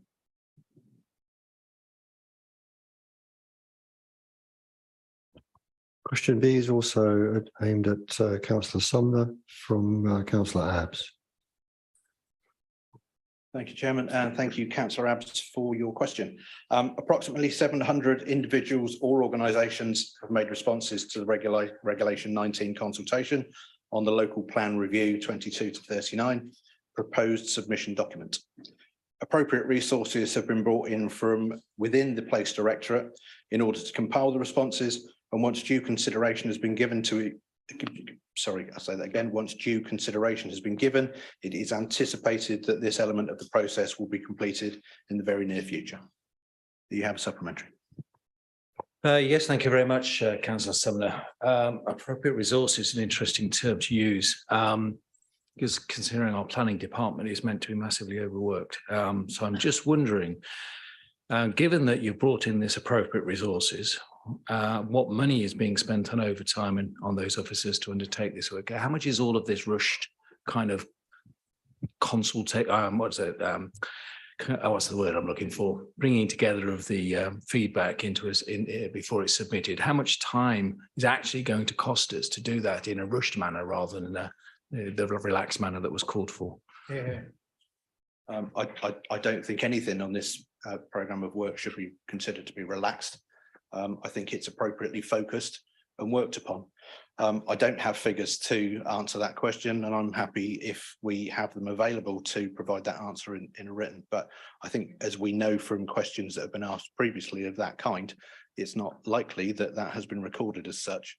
The resource is existing resource within the Directorate. Something to change, I think. We need to record this stuff. Councillor McKinnon, I understand that Councillor Masters would prefer a written answer, so you don't need to respond verbally tonight. Okay. Which puts us straight back to Councillor Sumner, rather more quickly than you expected. Councillor from a question from Councillor Barnett, question D. Councillor Barnett, hello, thank you for your question. I'm sure you'll appreciate that it's usual for roads to deteriorate more during the winter months, and the travelling public will have seen more potholes. However, I can confirm that all highway defects identified on the public network, whether from a routine safety inspection or report from a member of the public, will be assessed and repaired in accordance with the council's criteria. And I think we've mentioned before that that criteria is visible on the report problem page. As an administration, we are keen to build on our excellent track record in highway maintenance and road repairs. We know that our roads are vital to the economic and social success of the district. We have therefore committed to spend an additional £7 million on highway maintenance over the next 3 years, which will ensure the resilience of our road network for years to come. And I'm also happy to add that we've just been awarded a further £957,000 in the budget, which will add to the planned future works programme as soon as officers are able to work it into that programme. Do you have a supplementary? Thank you, Councillor Sumner, for that comprehensive answer. Of course, West Berks Council was awarded a sum of money only a year or two ago, and I'm sure that's all been used. Now, you've mentioned that there's another sum of money that you're putting forward on top of the bonus of the windfall that we received yesterday. But will that be enough to actually overcome this large amount of cracks and potholes that appeared in the last 2 or 3 weeks, I might say, or at least the turn of the year? I think that's probably the eternal question, Councillor Barnett, if I'm honest. I think we look at the money that we've got. Officers will work a rolling programme accordingly, and they will continue to review and revise, and when extra money comes in, they'll look at how they can best use that money. And that might be by bringing the programme forward. It might be by taking a slightly different action, which gives better longevity to the tarmac that's out there. All I can say is that they will hopefully within the coming weeks be able to update us on exactly what that programme development might be. But I think the bottom line to the answer of the question that you raised there is there will never be enough money anywhere ever. Thank you. Councillor Marino, you clearly haven't spoken enough tonight, so could you then please respond to the question from David Marsh? I was going to say, not him again. I'll be honest, the Councillor Marino show is almost over. I do promise that.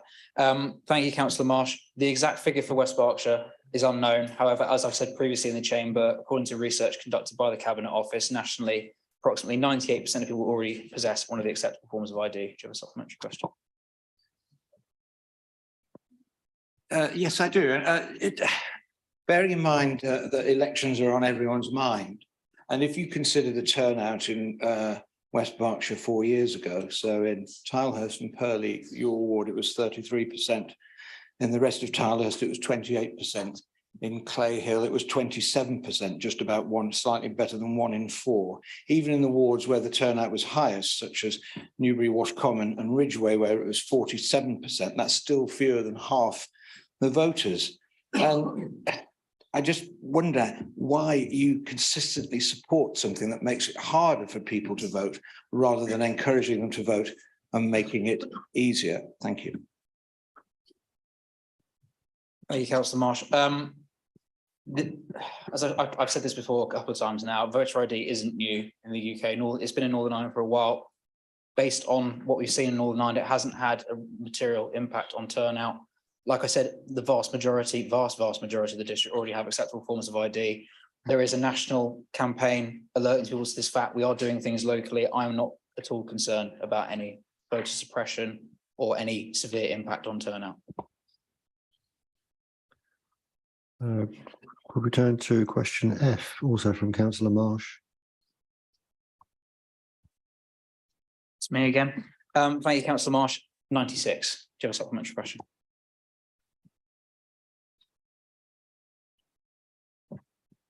That doesn't sound like very many to me, given the percentage of people who have thought to not have it, although you didn't have that figure.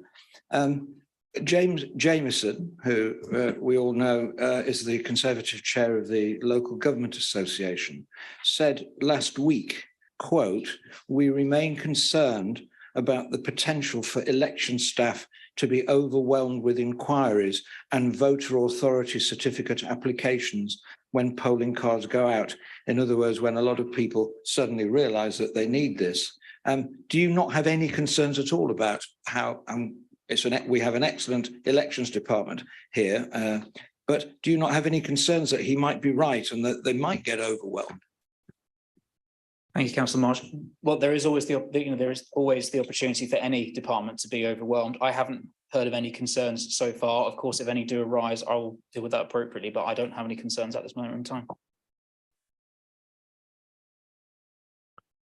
And finally, Councillor Marino, question G from Councillor Marsh. Thank you again, Councillor Marsh.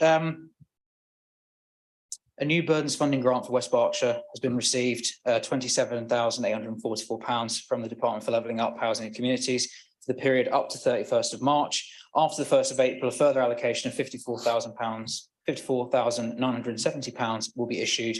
Cost of additional burden is unknown at present. Do you have a supplementary question? Well, yeah, that's quite a lot of money. Somebody's paying for it, for something that's not needed. But can I just ask, this is just a request really. I'd like you to, as a portfolio holder, to confirm that this can be a matter for the Governance and Ethics Committee to consider, because I've been making various attempts over recent weeks to get this onto the agenda for the meeting next week, all of which have been ignored. Seems to me it's reasonable to say that this should be a matter for a governance committee, since it clearly does affect aspects of governance of the council. And I just would like us, maybe not, if it's not possible before the election, I still think we should be assessing it and looking at the effect of this on the council, on the elections department, in terms of resources. So, and in terms of also, what happens on the day and the problems that you don't think are going to happen, I think are going to happen on May the 4th. So could you give some sort of commitment that this can be considered at a future governance committee meeting? Thank you. Thank you, Councillor Marsh. I would disagree. I do think that this is needed. However, when it comes to the Governance and Ethics Committee, obviously, as you said, I don't think you'll be on the agenda for the next meeting. However, well, again, as with the unknowns of elections, there's no guarantee that I will still be the portfolio holder after May for this particular area. However, you know, should I still be that, I'd be willing to consider that further down the line after taking advice from officers.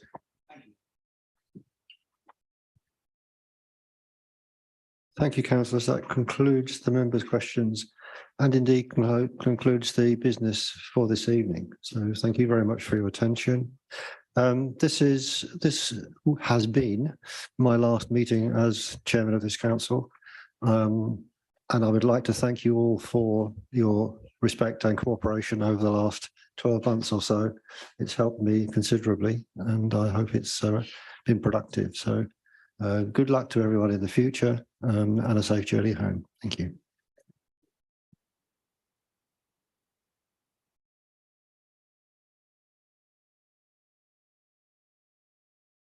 Yeah, live stream's finished.